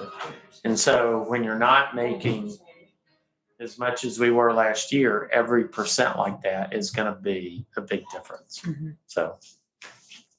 Do you have a copy of the financial statement you showed me? I don't here, sorry. Sure, we will. Thank you. Hi. Good evening, council members and mayor. I've spoken with Troy for the last, I want to say year and a half regarding rates. As he said a year ago, they were at 5% and they weren't going anywhere. I will say what the auditor said was very true. You guys, I work with cities, ISDs, and counties throughout the state of Texas, and you guys are in a better position financially than a lot of the ones I work with. So I am with BOK Financial, known in Texas as Bank of Texas. That is our Texas subsidiary. There's a big municipal push for public funds in this space, especially because of the growth we're seeing in Texas. So I was brought on board several years ago to handle ISDs and cities primarily. Ironically, I actually work with your water district as well. Among the ones we work with in your area would be White Settlement, Fort Worth ISD, Bedford, Hearst, City of Farmers Branch. So we have some big names, but we also primarily work with the smaller ISDs and cities. I wouldn't suggest you guys are small, especially because of your financial situation right now. Troy and I have primarily spoken about consolidating funds in an effort to make accounting and paperwork simpler, but also increase the rate you're getting. Right now at First Financial, y'all have, I believe, $9 million in the bank, and you're getting 3% over a wide range of accounts. We have a money market fund that's offering anywhere from 60 to 70 basis points higher. That is a large amount in interest once you calculate $9 million in principal. You also have a money market that has about $2.5 million sitting in it that's earning 3.25%, if that. We have a money market fund in our IntraFi network, and I'll get into that, that's offering, again, 20, 40 basis points higher. So that is just an overview of the kind of rates we offer, and the reason we can offer them is because we partner with the IntraFi network, which handles 3,000 other member banks, and we go out and collect those funds available for deposit. So we are able to offer higher rates because of the amount of funds we bring in. We, again, as I've said, there's a huge municipal push for public funds, and that's what I deal with. So public funds alone. We offer through the IntraFi network a money market fund, which is same day liquidity. It's much like Techstar and Texpool, which is same day liquidity, next day availability, if that after a certain cutoff. And our rates are competitive, a lot more competitive than the 3.5% you're seeing now. We also offer the Cedars network, or the Cedars program, which is where a lot of our cities have invested their excess liquidity. We primarily suggest operating funds are kept in a same-day liquidity account just in case anything comes up, but also those are day-to-day funds. You have, again, as I've said, $2 million sitting in a money market and $9 million sitting in a First Financial bank that isn't operating funds. Those are fail-safes. We invest those on a scale of either 1 month to up to 3 years in order to lock in a yield. So our lowest yield right now is a 3-year at 4.12. Obviously, many cities do not go for a 3-year, but our 1 month, as I was speaking with Troy, if you just rolled a 1 month, it's a 4.32 yield, as opposed to the 3% you're getting at First Financial Bank. You two bankers up here, so we're Yeah, like, we oh, get goodness, excited this too. talk right here. Well, it's enjoyable to be able to offer these kinds of rates, especially because municipalities mainly deal with their local banks, and for good reason. You're very tied within the community, and we're not suggesting move everything over, but we are suggesting heavily that, especially in a declining interest rate environment like we're seeing now. Over the past year, the Fed priced in 3 rate cuts, and then we are looking at 2 more for 2025.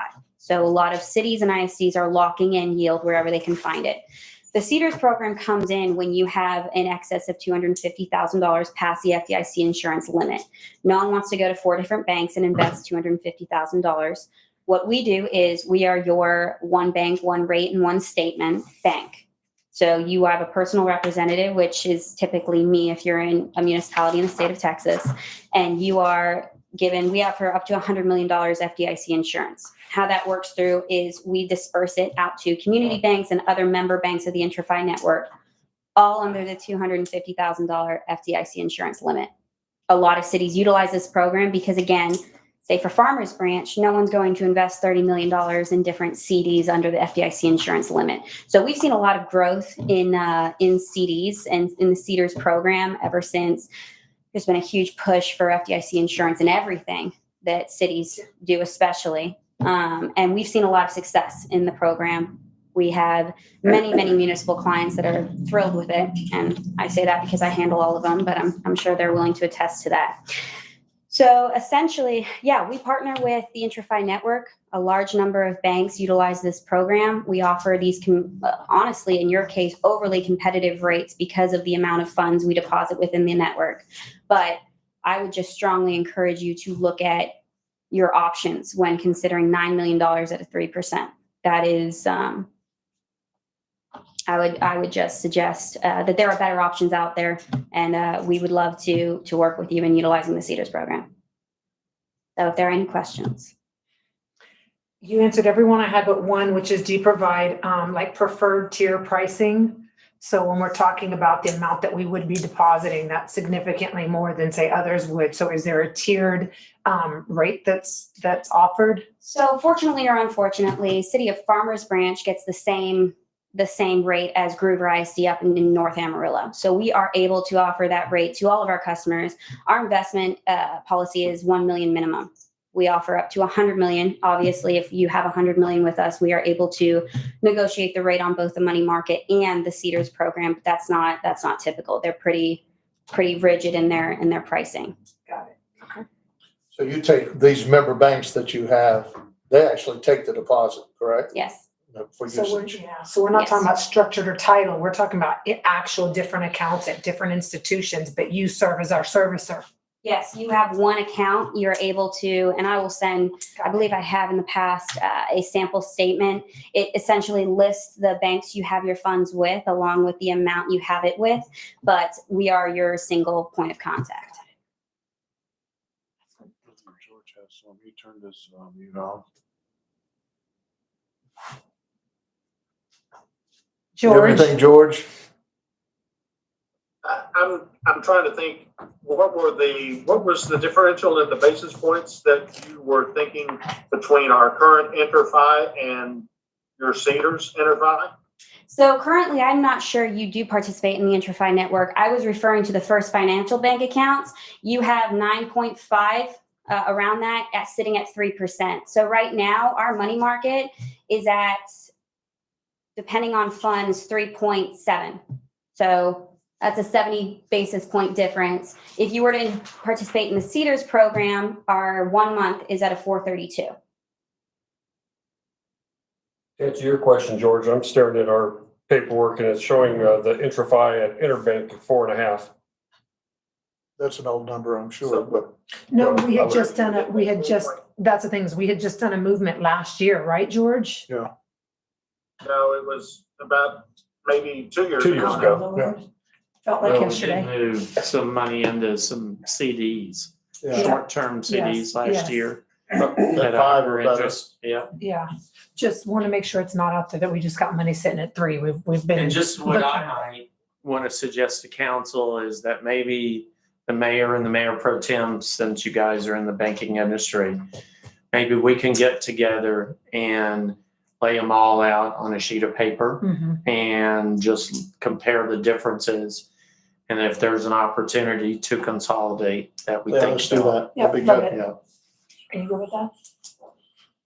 All right. Thank you, Kate. Appreciate Thank it. you. Thank you, Kate. Thank you. I'm interested in the game. In the what? We could have, if I'm interested in the game, so if we could Right. pick up 70 or 80 basis points Oh, yeah. on the dollars is significant money. Yeah. Well, I mean, honestly, if council, we can get together on that one very quickly Mhm. and go ahead and move what's in there if it's that much of a difference. But, maybe we can set something up and just look at it. Well, I can certainly provide the difference in our return, on an annual basis. And Yeah. And if you guys want to go ahead and take action to allow us to do it by looking at what we are now and what we have. Like if it's going to be a certain gain or higher, just move forward or just go ahead and Well, move it's hard forward. to say. We gotta Yeah. know how many dollars we're doing to know Right. what the gain would be, or we can just present you with a summary of the rates. Does that sound good? All right, we'll just do that. All right.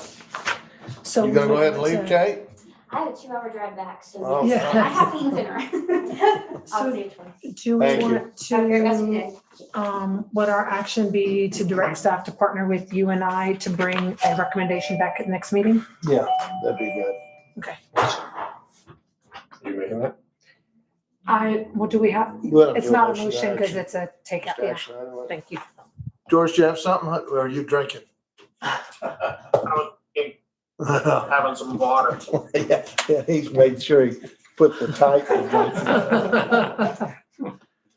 Okay, where are we here? All right, number 5, discussion, consideration, and possible action on an ordinance vacating and or abandoning, closing and sale of 50, I'm about to be signed out, of 50 feet by 100 foot portion of Mustang Street. Do you want to talk this, Dee?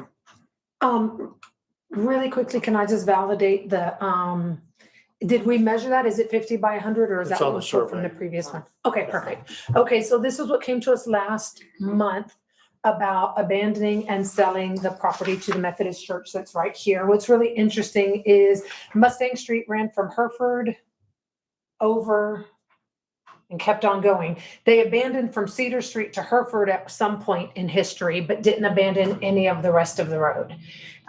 And so that's the road, that's the part of the road that we're talking about. After last month's meeting, I went and reviewed the practice that we've done in previous street abandonments, just to make sure we're following the same process. And what our process has been, particular to street abandonments, is the council first votes to abandon the street if they think that it's not going to feasibly be needed in the future. We've heard from TxDOT multiple times that that street is not going to feasibly be used. So the first is determining the feasibility of its use. The second is then identifying so the street has to be abandoned. So we would vote to abandon the street. Then the question is the sale of the street, and the process for the sale of the street is taking the average cost per square foot of the unimproved land that surrounds that street. And again, that's unimproved, so it doesn't include the value of the property, including the building, but just the unimproved land. And then that's whatever that average value is the price that we would then charge for someone to purchase that property that's abandoned. And then the third is who gets to purchase it, and it's the folks on either side of the street.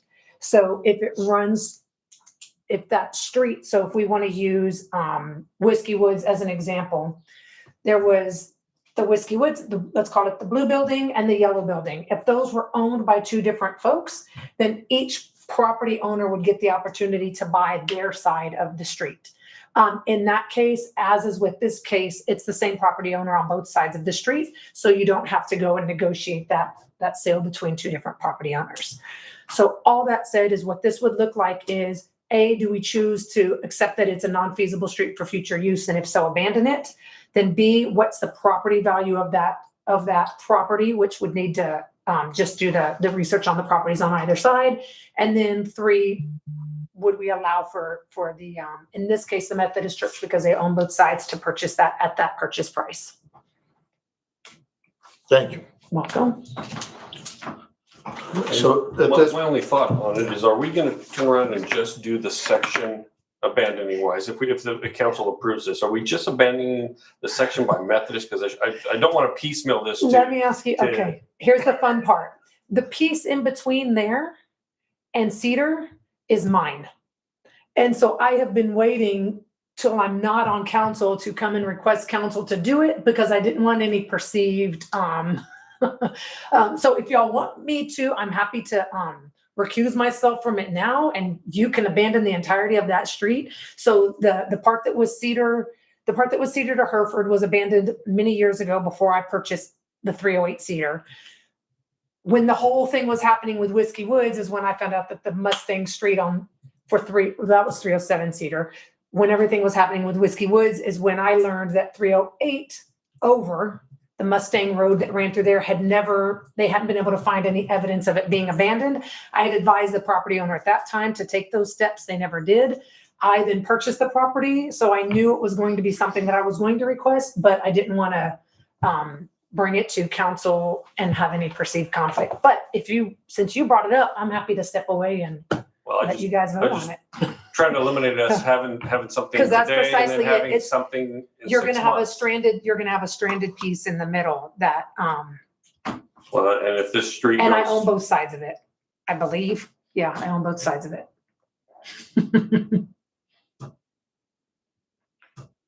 But we can deal with the sale part later for that. If you guys want to choose to abandon, you could choose to abandon the entirety of that street. And then you could choose to sell that one piece that they're wanting right now. We can deal with me at another day. Well, I'll make a motion that, any questions, I'm gonna George? step Since I down. got your back, Steve, I got my back, yeah. I have one question. It looks like from this survey that approximately 30% of this is in the floodplain? Well, yeah, they're trying to rectify that, but it is. Gotcha.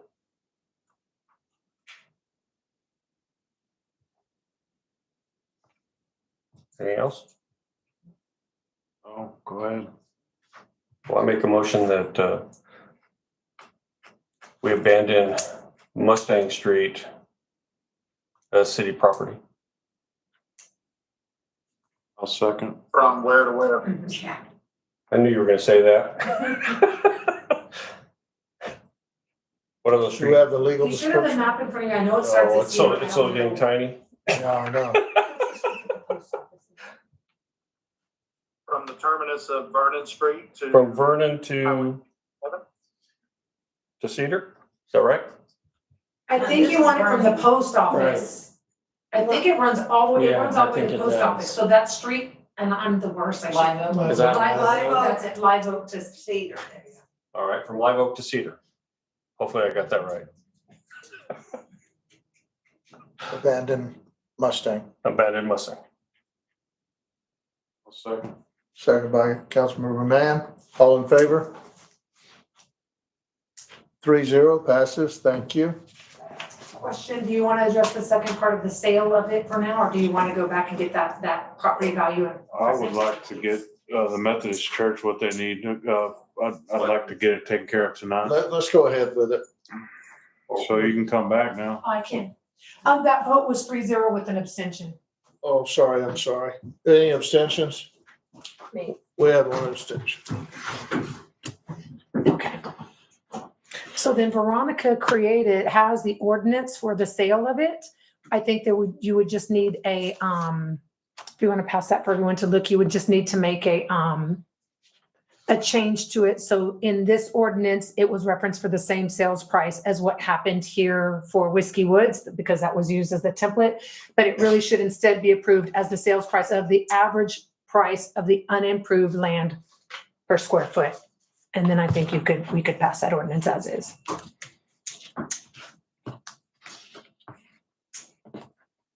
And for awareness, I will bring an agenda item next month to codify this. Sorry, George? I have a little bit of a question and maybe a little bit of heartache about asking for that unimproved land average cost when a third of it is within the floodplain, which is gonna impact the value of it. I believe that when we went through this for, By Grace. what was his name? The one down by Grace Street? Is that what Yes. I don't remember making an alternative for that, but my question would be, would that be taken into consideration in the property that it's abutted to? Should be. May not be. I don't know what those numbers are. Well, how about we go with this, and if they don't like that number and they want to challenge it, then they can come back and say that, if I recall, this street was, do you remember how much it was? 9,000. It was No. total price maybe. Hold on. I didn't even think it was that much, so I thought it was, No, I thought it was yeah, more hold like on. 2,000 or something, 3,000. Yeah, that's what I was thinking. Hold on Yeah. one sec. I sent it to. You're talking about Whiskey Woods. Yeah. Yes, Let's see, boop, boop, boop. Give me 1 second. I can pull up the agenda. Just so that we have a frame of reference for what it's likely gonna be, because it's the same size. Agenda item number 21. It was 3,000. That's what I was gonna say, but then I didn't want to. So just for reference, I don't know if it's gonna be the same, but just to get an idea of the unimproved property per square foot was a total of 3,000 for Whiskey Woods.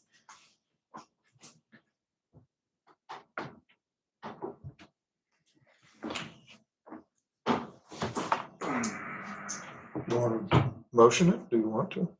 I will, yeah, so I move to accept the ordinance with the ordinance as presented, with the exception of adjusting the foot average value to align with the unimproved average value per square foot of the abutting properties. I'll second. Second, Student. your second, Councilmember, all in favor? 4-0 passes. Thank I you. don't think you voted. No, I don't Oh, think, George, Hold on, Mayor. yeah. Hold on, Mayor. I'm gonna vote no, okay, because I'd like to have had this nailed down before we started the negotiation on it. okay. I don't All think that's against? sensitive to Methodist Church. All against this motion? Okay. So 3-1 passes.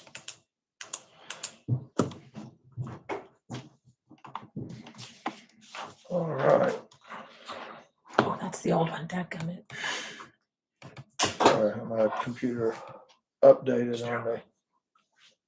I tried. I haven't felt it kick Okay, so we're on. gonna say, so what we're gonna say is, so in this one, it's abandoned, into that.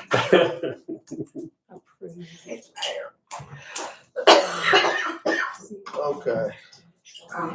Item number 6, discussion. And then sell. I don't have one of these ancient ones at home.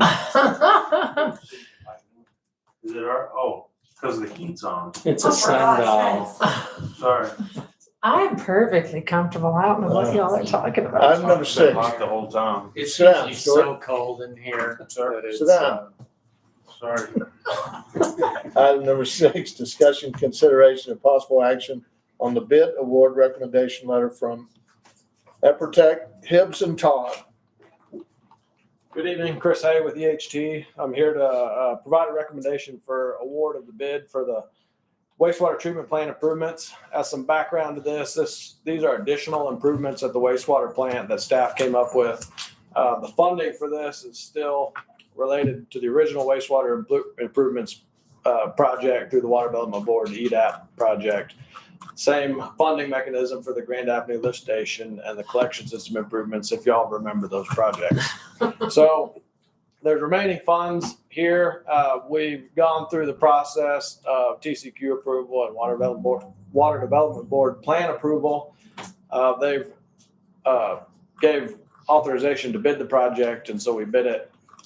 We got 2 bids on the project. The low bidder is Haney Leadership Group, doing business as A&B Water, with the base bid in the amount of $664,181.93.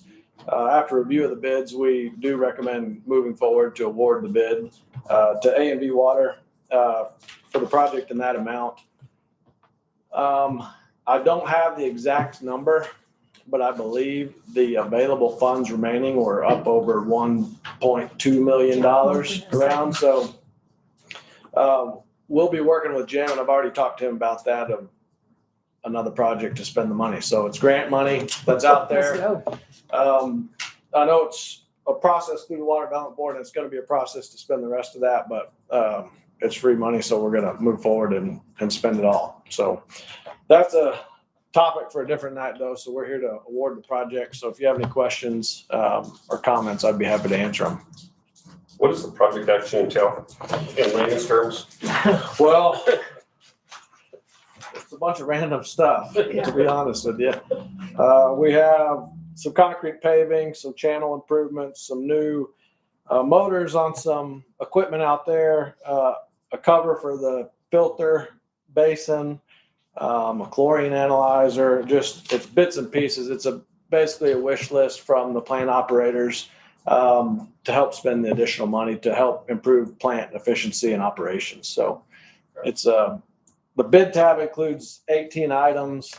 1 is bonding and insurance. The other 17 are individual improvements that are listed in rough detail on the bid tab if you want to go through in more detail. Appreciate it. Chris, why do we need a concrete apron around the interior of the fence? Say that again, George. I didn't hear you. Why do we need a concrete apron around the interior of the fence? To be honest, I wasn't involved in those discussions with the plant operators. A lot of times that's for maintenance of the, just for grounds maintenance. It helps eliminate erosion and or make mowing and weed eating a lot easier around the fence. So I imagine that may be why Jim That's what I was or gonna ask. Jim was involved in all of these requests, these Yeah. items. Jim and the plant operators all were involved with the scope addition. Yeah, he told me about it, but I've slept since then, so. It's a number of different items. And so Well, this is all grant funds, correct? this is all remaining grant funds in the Water Development Board EDAP funding that was, I don't even remember the year that we did Long it. time ago. It's maybe up to 10 years ago now, when the funding was first awarded. Should we charge them interest? I think you, on the grant side, you won't gain any interest, no, but on the, but George, you yes. have a question? Yes, does this pretty well clean up the remainder of those EDAP funds? No, there's gonna be, by my best guess, and I don't have that number in front of me, about $500,000, I think, remaining still. So this came in significantly under budget. These are hard projects to estimate just because they're Yeah, about random 400,000. improvements and we're adding a bunch of them together. Not typical of what we typically put in plans and specifications all as one package. So So the idea is do this, see what we have left, because this might be this amount, or it might be more, it might be less, and then come back for the Yeah, final bite. we know what that amount is. I just don't know it right now as I stand in front of you. It's so. 1070, it looks like. Okay, So so yeah, yeah. so we've got, after this, if this came exactly to budget, we'd have almost 406,000 left. Okay. So talking with Jim, the approach that I think we're gonna, that he wanted to take, and I agree with, is to improve the main gravity line into the plant, starting at the plant, going east. And that's gonna include the creek crossing there, heading east from the plant. That's part of a CIP project anyway. It's the sewer improvements that's associated with, I just talked from the condominiums project, the upgrade through there. That's a portion of that major CIP project. The rest is from there to the plant. And so I talked to Jim about starting at the plant, going east towards there to match up. That's where a lot of your money is going to be spent, at the creek crossing anyway, to help shore up that crossing. Jim's had problems with erosion there at the main line anyway at the creek. So I think that's the way he wanted to attack it. We'll work on a cost estimate associated with that and get it to you guys and move forward with that project. We have to get approval through Water Development Board to do that, obviously, but environmental clearance, the whole town was approved previously of that project, so it should go relatively. I'm gonna call him. It'll come back up pretty quick. Mine just did that. We're about to have a vote. Well, we still have a- Yeah, we should we probably. still have a call them. quorum. Don't you think? What? So we should call them so we can take this vote? Yeah, something going. I think it has to be on, can't be just a phone call for him to vote, Mm-hmm. but it'd be on face. Mm-hmm. You can FaceTime them if you want to see us pretty No, close. I've been seeing enough of them. You want to FaceTime? Oh, FaceTiming. I thought. Yeah, cause he doesn't have an iPhone. Yeah. Yeah, it's pretty quick. Well, we might as well wait. Anybody need to take a part? Yeah. Oh, he doesn't have an iPhone, I was gonna say. You can call him from mine. No, You it's know, Flip phones are coming back. Are they? listen, I I think my want, dad will be thrilled I to do want with one. that technology. I would love one. Chris, you can probably sit down if you want to. Thank you, sir. Whatever's easier for y'all. I'd be Yeah, I don't happy. think we'll have He's it. looking forward to just going right that way out. He said, I think y'all go too. Hey, I just had an EHT cigar this weekend. There you go. Is it still good? Hey, you Yeah, know, I have a nice humidor, yes, sir. I'm still coughing mine off. we could actually just go to the next item and mention it, just for time. Next item is discussion, consideration, possible action on the Field of Flags event, which the city did not donate to last year. I know Troy was there, some others, and it's a great event. It's a Memorial Day. There are sponsorships available. as low as $500 for the red sponsor, silver 1,000, gold 2,000. Individually, you can pay $40 and get a flag put up. I thought the city should donate on one of these levels for this event. Two more things to know about this event is this year, so typically there's a veterans event on the square. And it's oftentimes very low attendance. This year, it's going to be incorporated in this event. So they are taking in the American Legion's event and actually hosting for the veterans instead of making the veterans host for themselves, which is really lovely. And then also Granbury, which has done this for many years, will not be doing a Field of Flags this year. And so it's very likely that we will be getting an influx of folks who may not have come here otherwise that will now be coming because the Granbury Field of Flags event will not take place this year. I think they sold the property is what happened, but yeah, it could be. And the really person good. who runs it doesn't have the capability to anymore. So we should have a larger show out. And Anne has a question and she's helping with this also. Does it have to be there? What about Heritage Park? Should we offer that to them? She's been helping us with this planning. It was there for a reason. Yeah, go ahead. Ann. It is at the place in which it is at because it is not a city-sponsored or a county-sponsored event. It is the Field of Flags, and Senator Birdwell's wife is the one who started this. Now, just to give y'all all what I know, because we were instrumental last year in, when I say we, the Somerville District Foundation, the Bernard's Mill, in sponsoring this. I know and somebody can correct me if I get it wrong. At the gold level, you get 10 flags to have placed out there. I don't know how many is at the other level simply because the Somerville History Foundation did a permanent vote that we will always be a gold level. So that's all I really know. Yeah, I think the other thing, I love the park idea, but seeing those flags from That's right. 67. That was one reason Exposures. that they did it up there is so that you could see it coming and going from town. We had quite a few social media posts about it, people just driving through. There were quite a few people who pulled over who wouldn't have otherwise because The it's. school was yeah. instrumental in it, Yeah. the Boy Scouts were instrumental in it, and that's why Yeah, it's gonna be special, yeah. it's there. And I think the crane's coming back. It is. Oh, Right, yeah. they It's have, coming back. they have a huge sponsorship and with it. Mayor? You good with me taking it? He's right here. Up? We He's got you up back there. up. There you go. Yes. Oh. But anyway, that's all I really. Yeah, thank you. Yeah, we would, if it's a gold sponsorship, one of the things that the city could do is the city could then designate flags. So for instance, if we have a veteran who works for us or worked for us in the past, we could do one of the flags in their honor. And what's really cool this year that they're doing different is in the past, they do like a little laminated card with your name. This year, they're gonna be dog tags. They're gonna have 2 dog Yeah, tags with that's their right. information on it. So something special that we could do, especially if we have any veteran city employees. I think it would be great. Past or present too, yes. Uh-huh. There he goes. His And like I flowers. said, I don't know how many flags can we get. But Who do you contact for the field flags to? to buy one? Yeah.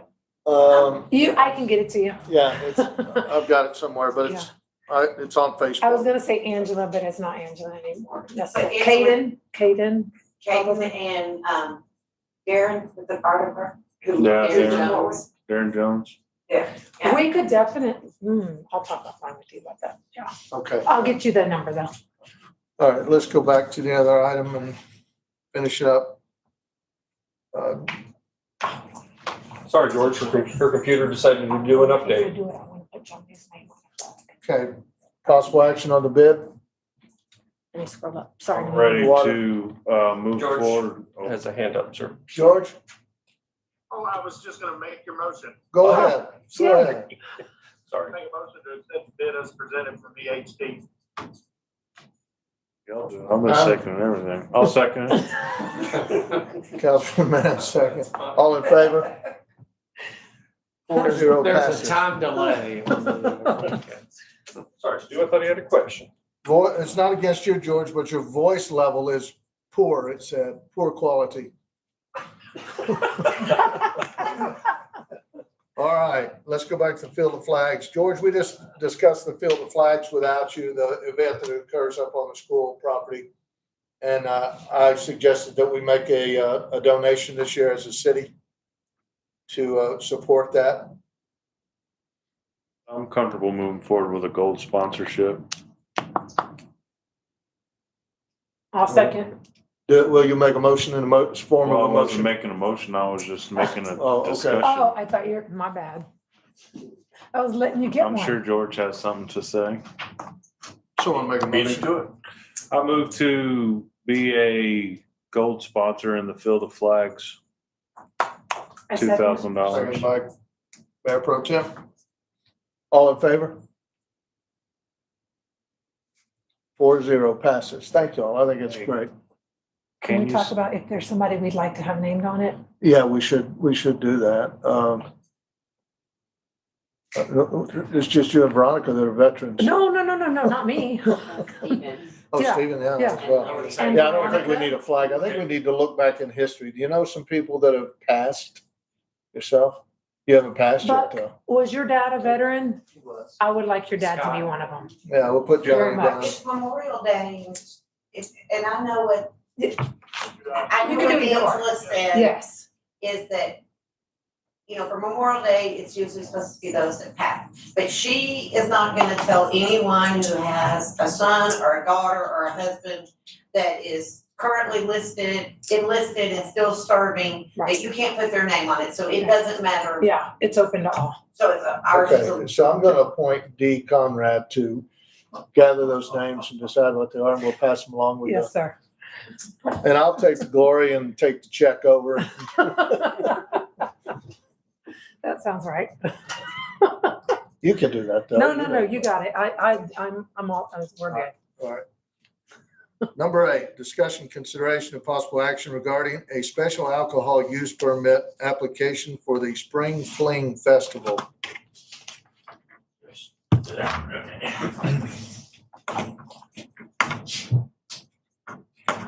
Scott Gibson, 9901, 9903 West Highway 67. I am the events director working with Troy and Rita on the Spring Fling. This is an event on the square.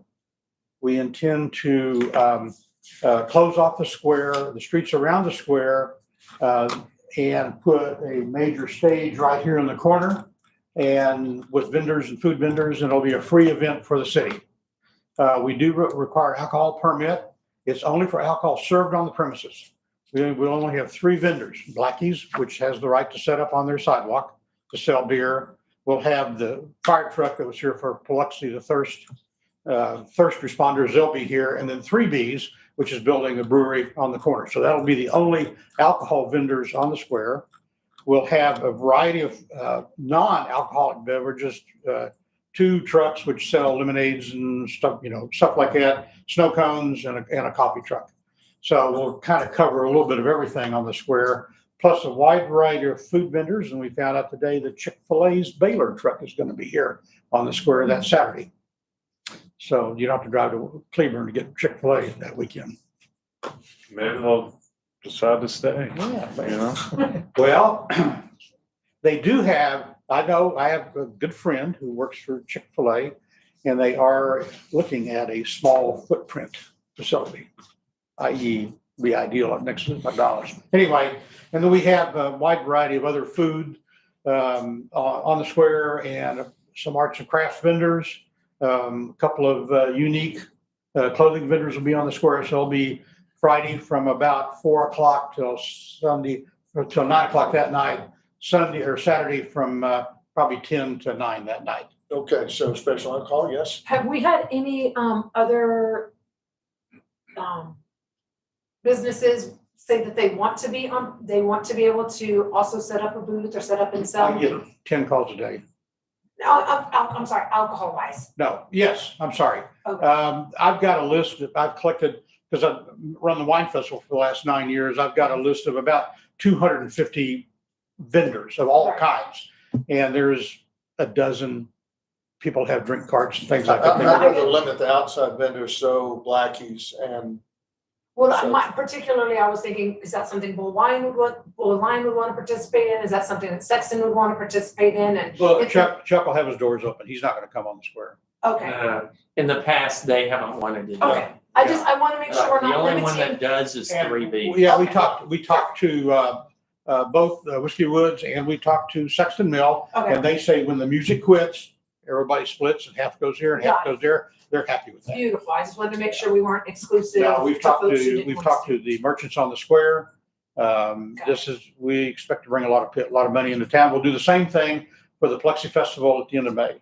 So this is, and if we have a major crowd here and we don't have enough beverage facilities, then we'll know what to do. adjust. Yeah. All right, for the special alcohol use permit?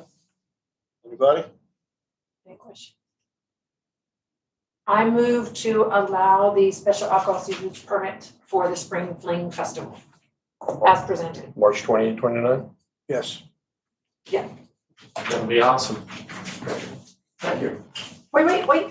I'm I sorry. made the motion. Sorry. I was just looking to make sure, I'll second it. Seconded by Councilmember Brenning. All in favor? 4-0 passes. Thank you, Just Scott. a caveat, since the wine festival started in 2019, we've only had 2 instances in which Officer Martin had to escort somebody to their car. I wasn't living here. Sorry about that. Okay. Discussion, consideration, item 9, discussion, consideration, possible action regarding TxDOT Highway 67 school zone. Well, number one, I think we can pull this, but just to give a little update on it, especially for the citizens, council discovered last year that we had a traffic study done by TxDOT in 2001, where it was recommended to make a school zone by the high school from basically Stadium Drive to Mary Lynn. However, that was never done, and it was brought forward back to TxDOT last year. And of course, they decided that this traffic study was too old and that they wanted to redo a study. So they redid the study. At that point, turned around and said it doesn't warrant it because there's not enough traffic. And I think council kind of turned around and said, you're crazy, because we turned around and have a lot more traffic than we had in 2001. However, TxDOT turned around and talked with the school district and Superintendent Overbo, and after conversations with them, they agreed to do it. So it's been well over a year. Our goal was to try to get this school zone set up to slow down the traffic on 67 by the high school before the start of school. And it's really been difficult at best because of the lack of communication. So anyway, we finally turned around and heard back from them this week. Our city administrator and the mayor, myself and Jim and so on heard back. And it is currently sitting with the designer, and they should have something put together here. They're estimating in about 2 weeks. So we've been trying to get somewhere. Maybe we'll get it done before the kids get let out of school at the end of the school year. Make a motion to do It is this. moving. They seem pretty sincere in their response, so. Yeah. Now that we have a sidewalk too, maybe that's also like, hey, Yeah. yeah. So do we need to do anything or you're just? No, that's just an update to council and to the citizens that TxDOT is finally replied back, and they've got it sitting with the designer. Thank you. Awesome. Okay, item number 10, discussion, consideration, and possible action regarding downtown street lighting. So this one was mine, and when we, initially when council approved the lights on top of the buildings to go around the square, the caveat that was discussed was to reutilize the old lightings that go down and extend down Bernard so that the businesses down at River House and down at Stories, that there's some visibility at night to both directions to any businesses that want to remain open.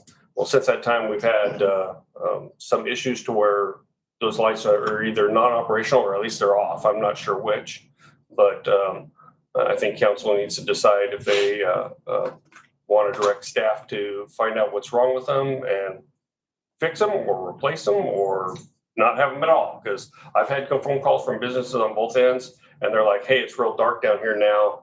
what's going on with the lights. So I'm bringing it forward to council for discussion. You're talking about string lights. The string lights, yes, sir. I'd like to string them on down to where the roofs stop and go on out both directions to bring some more light into that area before you come into where we're at. Just to extend the. I thought we already voted on that Yeah. once we did these lights, but nothing's been done, so.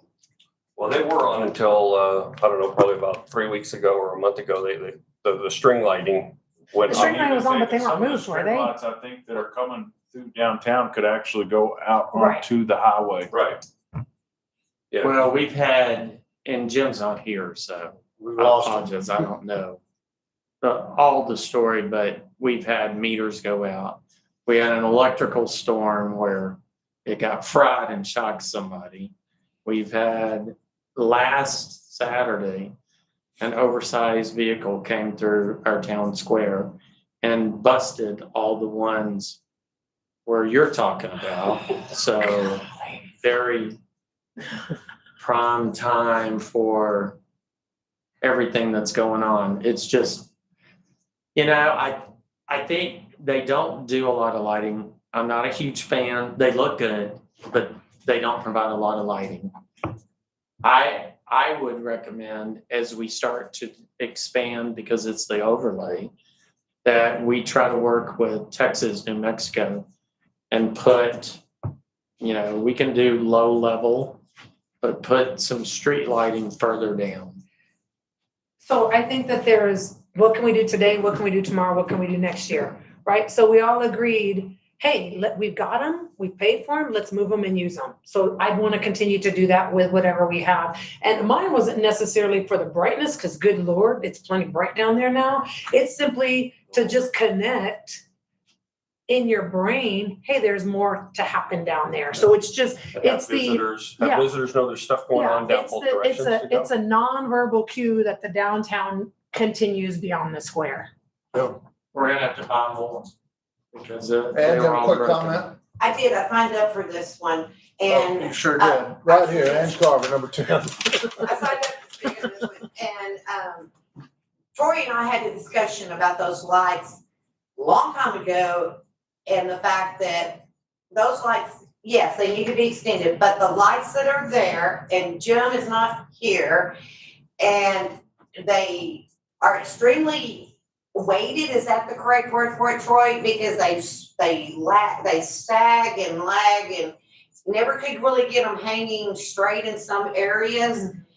Because I was after Michael to get Jim to straighten them, and finally got them straightened, and then they would sag again. So I don't know about the transformer, as far as the lights not working at this point in time and the issue behind the reason they're not working. I do know that those lights do not match what we already have. There isn't any continuity of them. And if we're gonna just put them up to be used on them because we already have them until we can do something else. Correct. Yeah.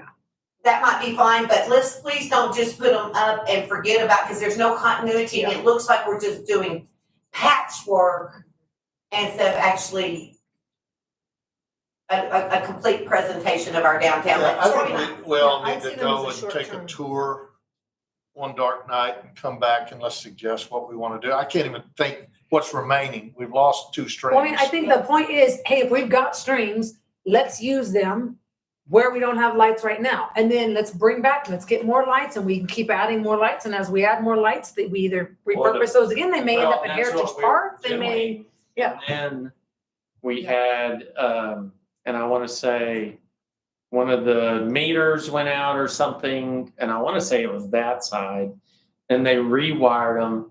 But Santos, I checked before we got in here on those, see how many were broken. And they're wired into the other lights. So he's gonna have to take them apart, but we need new lights anyway. It's not just plugging it in. That's what I'm saying. It's a continuity. Yeah. Well, if it ends up being that council decides in the future after if we're told these are unusable and council decides to purchase new lights, it'd be awesome if they'd be LED lights that were programmable just so that they can mirror what's on on the square and the trees, you have red, white and blue ones for Independence Day or, Christmas lights if that's the case, whatever to match the trees, but. Well, my thought is use what we have while we have it. And then when budget season comes, budget seasons, y'all are gonna be talking budget in 60 days. So when y'all start talking budget in 60 days, you can talk about, do you want to expand the lights out to kind of go along with the historic downtown overlay or whatever is the proper term? Well, for it let's now. just leave it at, let's see what we have and where we could use it. Yeah. Do we cover it all? Do we leave someone out or? I think I'd say we it's just- super I think easy we answer. need to Wherever the take lights those stop right down. now, That are broken. yeah. And then we'll, I guess, come back to you Well, guys. wait, hold on. I'm not trying to overcomplicate this because I think this is very simple. If it's broken, take it down. Yeah. What's left? Whatever's left, start it where the existing lights stop in either direction. And just go. And if that gets you one string in each direction, then it gets you one string in each direction. And then when budget season comes, decide, Yeah, I'm okay with that. keep it simple. Thanks, motion. It's not my motion tonight. I don't, if we're just directing staff to, Yeah, you don't have to make to Yeah. get the lights working, I don't think we. Well, we directed that 6 months ago, but anyway, go ahead. So Please. direct staff to remove the broken lights, take the remaining existing lights, start using them on each end of Bernard Street where the current building lights stop, and extend them in the other direction as far as the existing working ones will go. Awesome. All right. Easy peasy, lemon squeezy. Discussion, consideration of possible action on the closure of Stadium Drive to through traffic. This is a school district request to close Stadium at 67, down Stadium to the junior high, no, I mean the Elementary, Elementary. intermediate. yeah, to there. And the reason is most of the traffic that is an issue, speed wise and otherwise, is people that aren't going to school. They're just coming through and cutting through. Talked to Buck about it. They really want to do it. I talked to Sarah Horner at TxDOT. She said, we're fine with it. It's up to you, but it would cut down on some of the speeding she felt also. People, but Buck, could you just say what Yeah, your will you thoughts come are? up there? Cause that's a street that, I 100% get it, but there's a whole lot of houses and neighborhoods and that's the way to get there. What do you think? Shutting About down shutting stadium to down? through traffic. I got I haven't worked a lot, I haven't worked any wrecks there on Stadium in 67 with cars pulling out, so Yeah, this is pulling down into the school into it, property. yeah. Is there concern? I haven't caught a lot of speeders up there, but again, I haven't been up there in a minute because doing traffic on the square, so I don't catch that traffic a lot, but there are some speeders, but not a lot. Are they wanting this 365 days a year or just during school? session. Just during school session? Well, I don't know how we close During it temporarily. I Yeah. don't know how we do Well, that. that's how it's supposed to be over there by the junior high anyway. I can't see closing it down 365 days a year to school traffic. Cause you got older people in that neighborhood on the other side of the elementary school. And that's the safest way for them to get to the store. Them having to go up 67, they're gonna get killed, I could see it happening for school time and school hours, but when little Miss needs to go to the grocery store, we can't put her at risk for that. Just my opinion. Want to tag on to that, that's the whole reason why we put in speed bumps last year, is to make it safer. And, granted, during school, you have businesses that deliver lunches to the kids that where they've ordered to-go pizzas or whatever. Oh, that- they'll that still order have foods. access. They just can't come essentially down. You couldn't go from The apartments. the apartments, that's not through traffic because they live there. You couldn't go from An hour. Yeah. the house on the corner, or you couldn't go from TJ's house to the store, Right. No, you but couldn't. during school hours, I could see that, but not, Send them all up Mary Lynn, I guess. Could we start with just Buck spending a little time on that street and coming back with his opinion? Yeah, let's do that. Just Would that be a feasible for you and approach? Colby, if y'all just keep them, kind of get it, some ideas, what it looks like during school. Absolutely. especially in the mornings when you can. Cause I gotta tell you, I'm avoiding it like the plague during school hours. Oh, yeah, me too. So there's not a whole lot of traffic happening there during school hours. And I also have a kid that drives on that street. And so, you know, it's Rugrats. And I raised, Street y'all of- raised the speed limit Yeah, during schools, not. Yeah, when it's during session. yeah. So, Okay, yeah, I'd let's like just to take, hear- let's yeah. take your advice, you and Colby, take a look, just give us some feedback, next meeting. I think that's best for now. Thank you, sir. Okay, on the consent agenda, all or individual items can be covered and considered by the city council. I ask that if you don't have specific questions on individual items, can we approve these as a group? Anybody have individual questions or ideas or problems? I move to accept items 12 through 16 as consent agenda items. Second by Mayor Pro Tem. All in favor? 4-0. All right. Thank y'all.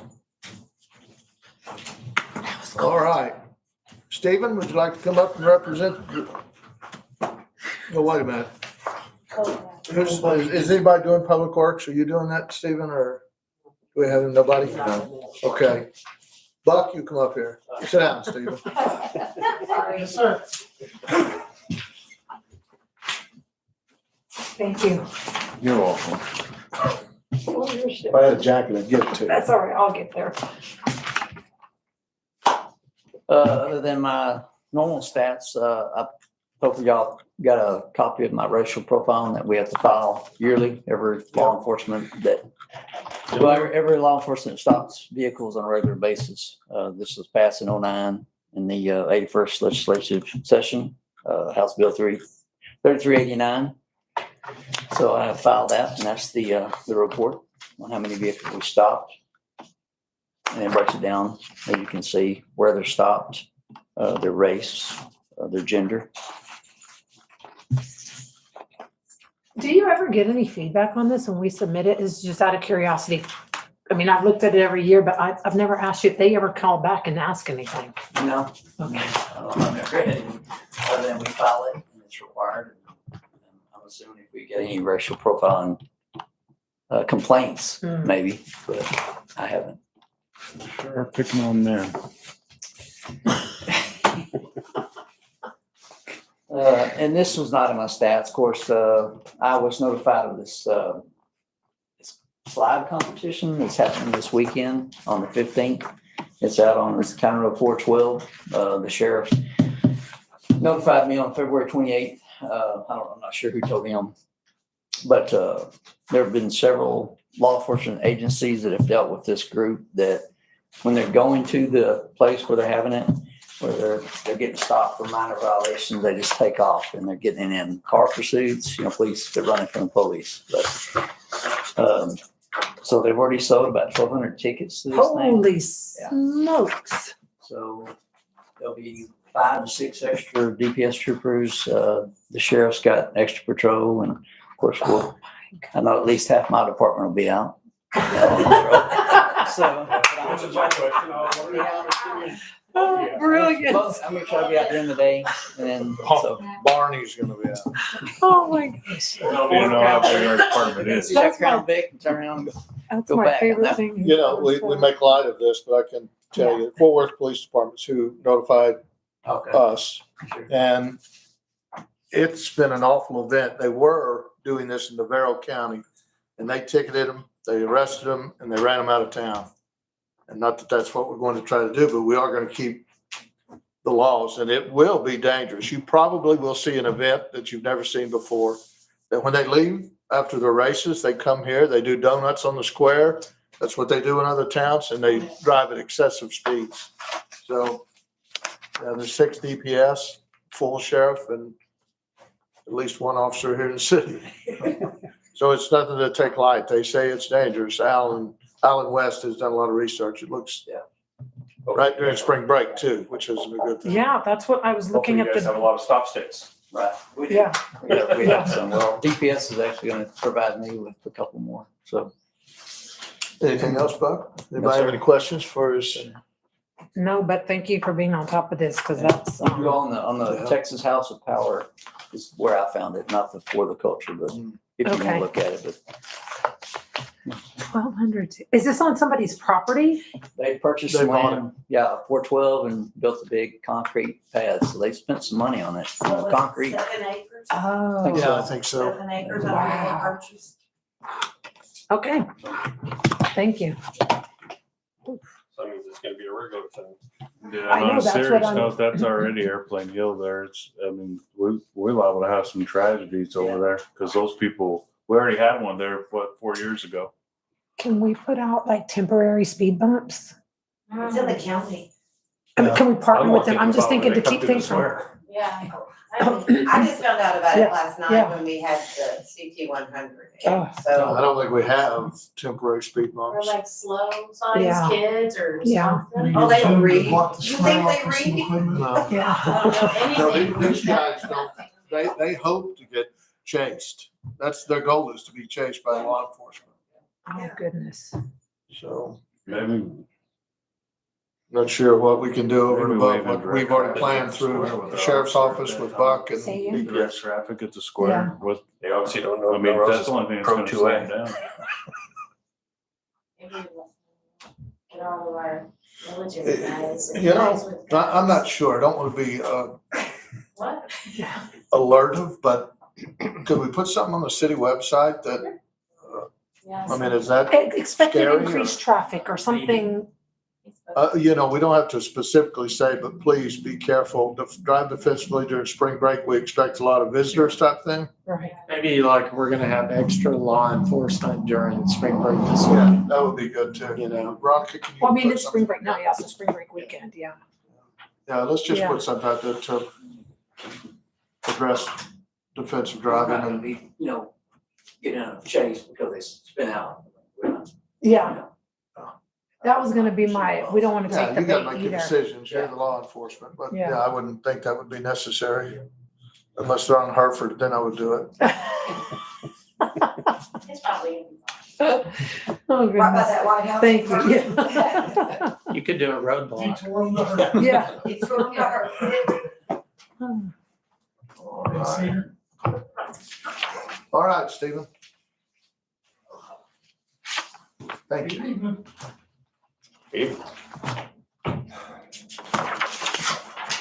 So one of my biggest concerns on this one is permits for February was 50, way down in numbers on our permit fees from February of 24.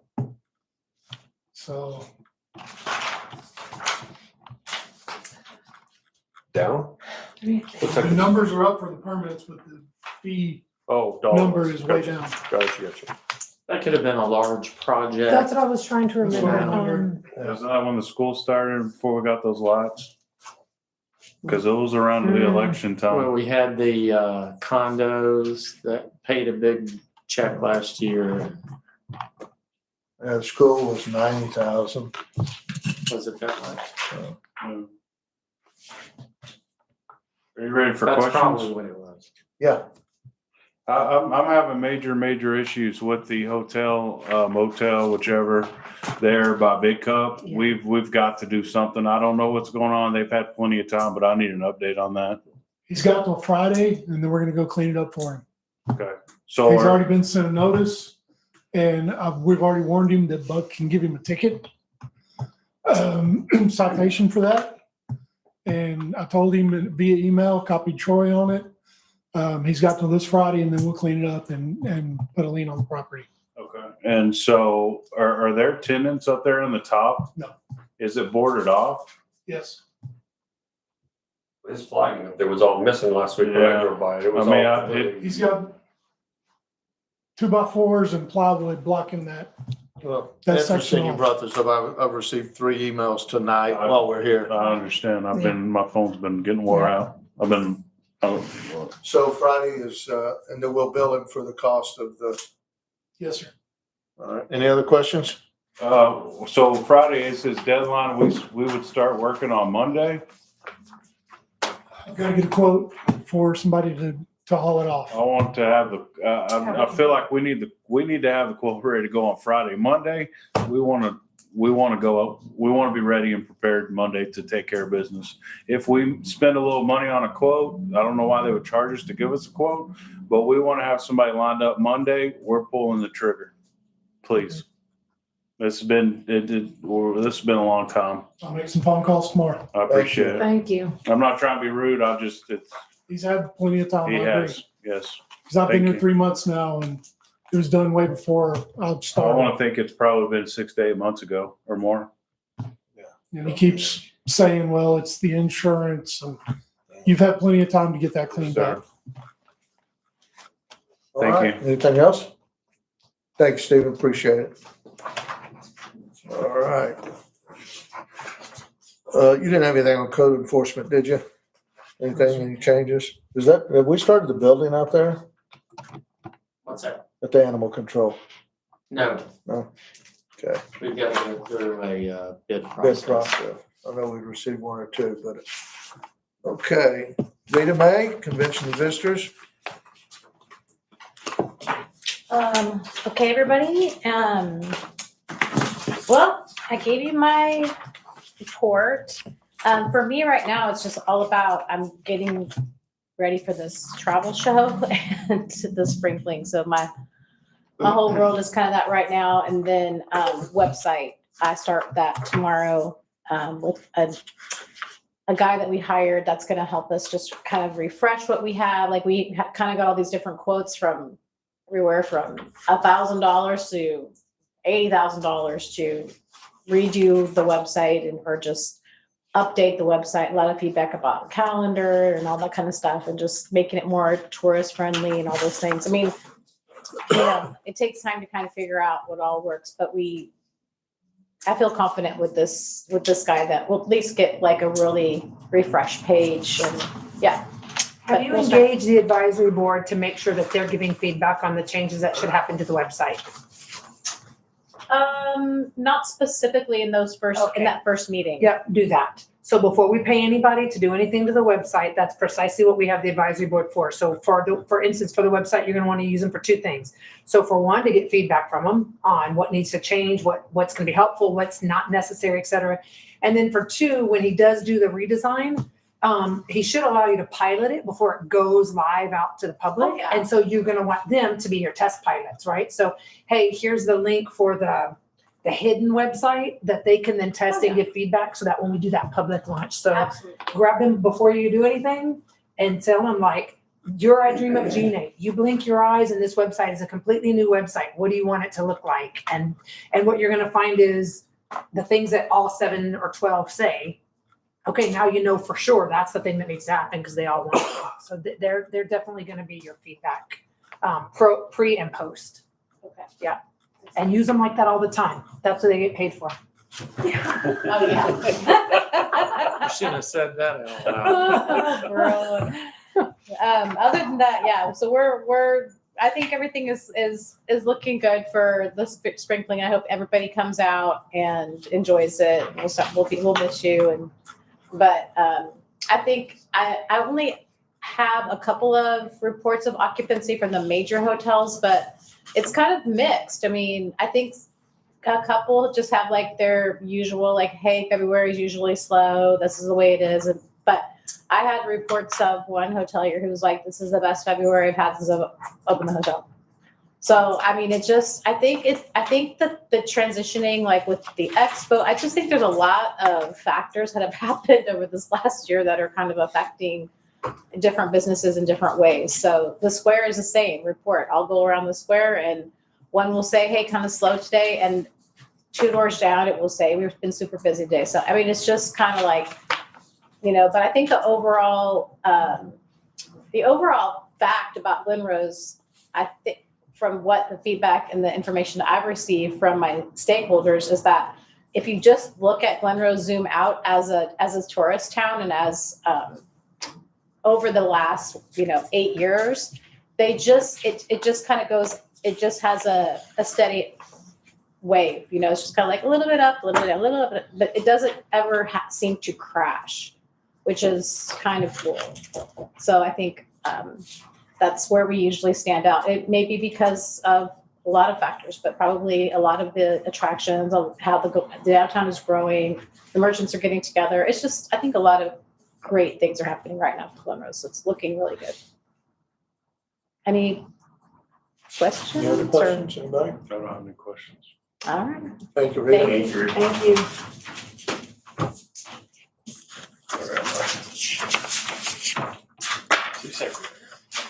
You have anything for us, Veronica? This is my report. Highlights for the last month. Anybody have questions?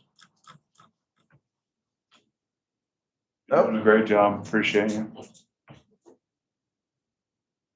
None for me. All right, thank you. Troy? Yes, okay, so I wanted to show you guys, if I do that, is that gonna block him out? Yes. But he can. It's all right. But what? So we'll just take him off of Okay. Main Street. It's okay. Alright. Sorry, George. Poor George. It's a good song. Sure, don't care. He's got something interesting to show us. Yes, I'm a kid in a candy store with this. This is ZacTax, and this is software that allows us to really drill into our sales tax, where it's coming from. You can also use this as an economic development tool. So in this instance, I created one district. This is the 67 district, I labeled it. So everything on 67 here, which takes in most of the businesses, I can pull up the sales tax. I can look at the number of visitors in the last year. So I can do it by months and tell if they're up, are they down. Same thing for the town square, which is awesome. So I can tell, I know, it's so awesome. I can tell exactly, how the square is doing versus how businesses on 67. This is our cash register, which we all know. This is found money. Or drop, yeah. It's the future. It can be bigger than this. Are we limited to only being able to see within our sales tax district? Meaning, could we drop a pin somewhere else and see how they're doing? We can ask the company and they can request it from the comptroller, and they say they're usually accommodating, which yes, Okay. yes. But like Whiskey Woods, we can tell how much sales tax they generated, and we can really drill down really far, which I think this is a great tool. And it's, as we get into it, we start to see the manufacturing, the light manufacturing, the distributors that are some of our highest sales tax generators.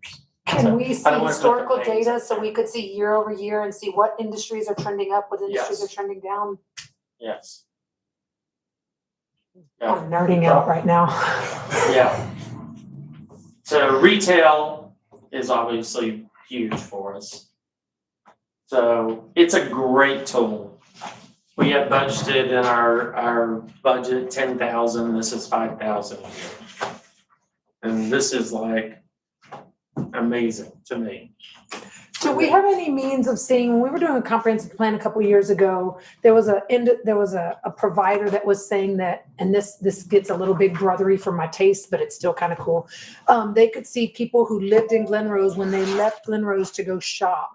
Where did they go shop, so that we could use that to help identify?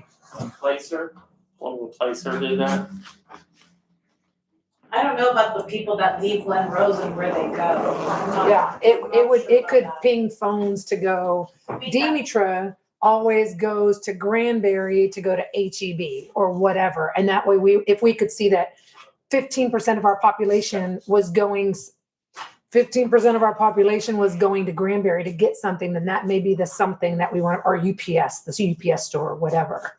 I can check on that. Well, the placer is so cool because, and we're doing it for hers. But you can drill down, like we drill down to Whiskey Woods, and it can tell us the number of visitors last year to date, over year before, Yeah, which is amazing. yeah. And then in the expo too. So we can see the expo, but it also counts the parking lot. So you kind of have to, but you extend the time out. And so it's kind of cool because if you do a short term, you can see how many cars are going through. If you do 30 minutes, you can see how many people are staying. So it's amazing. Yeah. So the reason it's important too is we need to be able to show this data to people because we keep talking about, hey, I want X, Y, Z, fill in the blank here. And the problem is when you show it to retailers, and I literally had this conversation today with a developer, and he says, well, that's too low. You know, we too, sorry, old joke. But it's still relevant. But I said, well, you know, our issue is you got to go county line to county line, you know, because we're different. There's only one incorporated town, blah, blah, blah. But that's what they look at is those 2,800 people. So anyway, but I think it can help if you can show where people are coming from. Like we were able to, with her software, tell Whiskey Woods where their customers are coming from. So, and theirs were coming primarily from Glen Rose up to Granbury. So we're doing a marketing campaign, a co-branding with Whiskey Woods, where we've got the whole backside of a mailer that's going out to 8,000 people. It's already out. Advertising Spring Fling. Yes. So it helps them, it helps us. You know, we use their database, so it's hopefully going to yield results. Anyway, I wanted to show you that because it's awesome.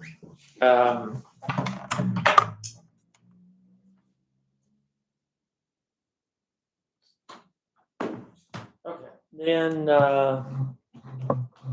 obviously you heard about some of the grants we're working on. We've already kind of started on the Parks and Wildlife. I had a company in this week that Burnett that does parks and playscapes and things like that, and they can do master plans. So if we do that, we get the master plan, they could potentially do that. So we've already kind of started the talks with the Texas Parks and Wildlife too. So our sales tax came in at 228 for January. So it was 12,000 over the previous year, which was a record. So it's still trending the right way. So, and our fund balance, you know, year to date, it's at 14 million. In November of 23, it was 11. So we're trending the right way to get to that 17 million. Anyway, that's it. Any questions? We're working on music for the Biloxi Music Fest. Again, Spring Fling's going to be awesome Friday night and Saturday. I think we're going to have a great crowd. The market was kind of affected by the weather, but every market except for this so far has been fantastic. And I think all the vendors, you know, if Scott were here, would say that they enjoyed coming to them. So I think from an event standpoint in the town with tourism, we're going the right direction. It definitely looks like Michaela's going to close on her building. So the Glen Hotel, I worked with Brian Gaffin this week. It certainly looks like they're still going to do this over here. So that's going to be fantastic. It's going to affect our hot tax going forward. It's going to lead to other businesses. We got some businesses in the square that are changing places. So don't get freaked out.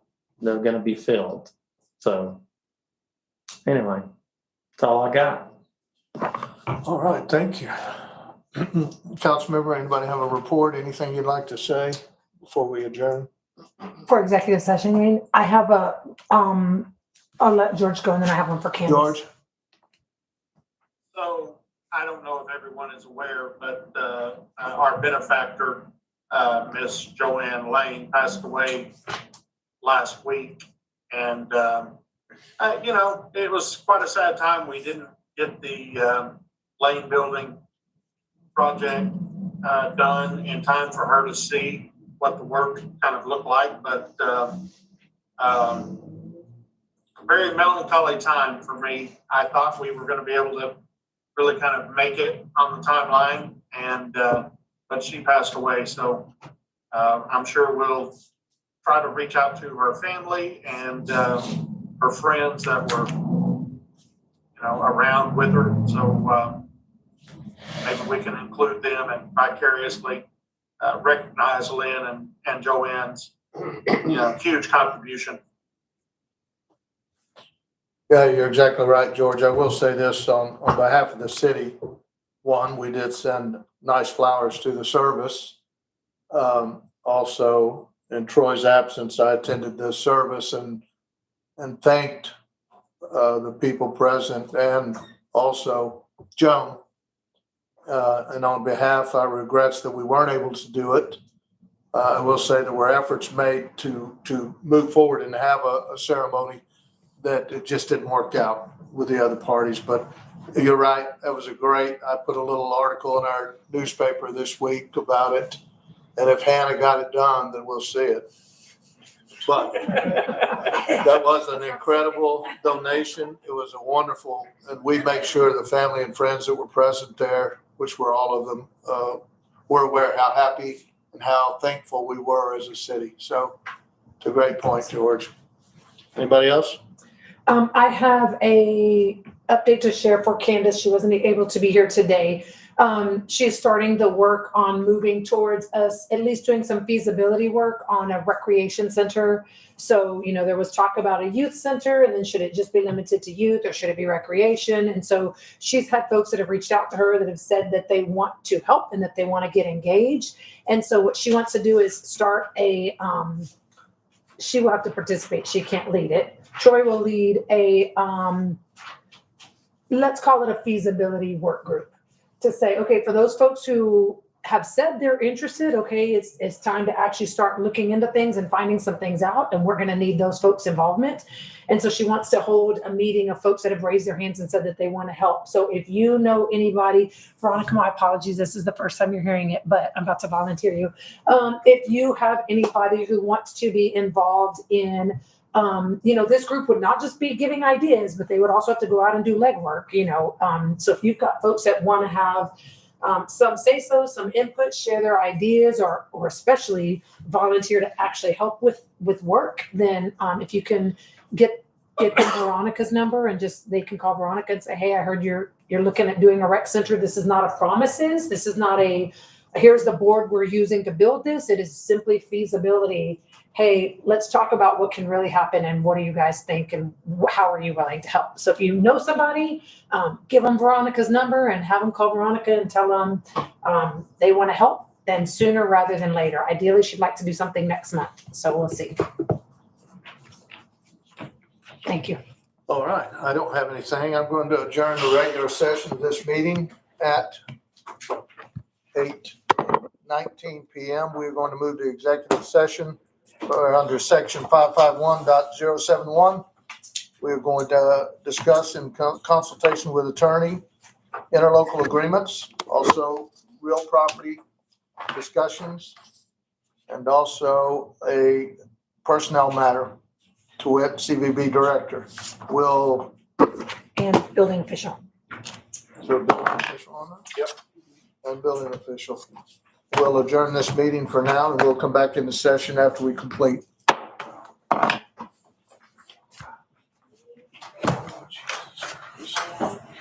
You can do it. I see, Chris. Are you muted? Chris, thanks for staying. Thank you, sir. Hey, I'm glad I could hang out with y'all. We try to report it around where you can stay. Do I go? See ya. No, I don't think he's. Up to you. We're definitely not as well. We're just gonna talk, I just got the job description, you don't have to, I just got the job description to look at, so. Georgie Willoughby. No, I'm not, I'm saying, should I stay? No, just the job description. Well, it's for your marketing, I love it. Oh.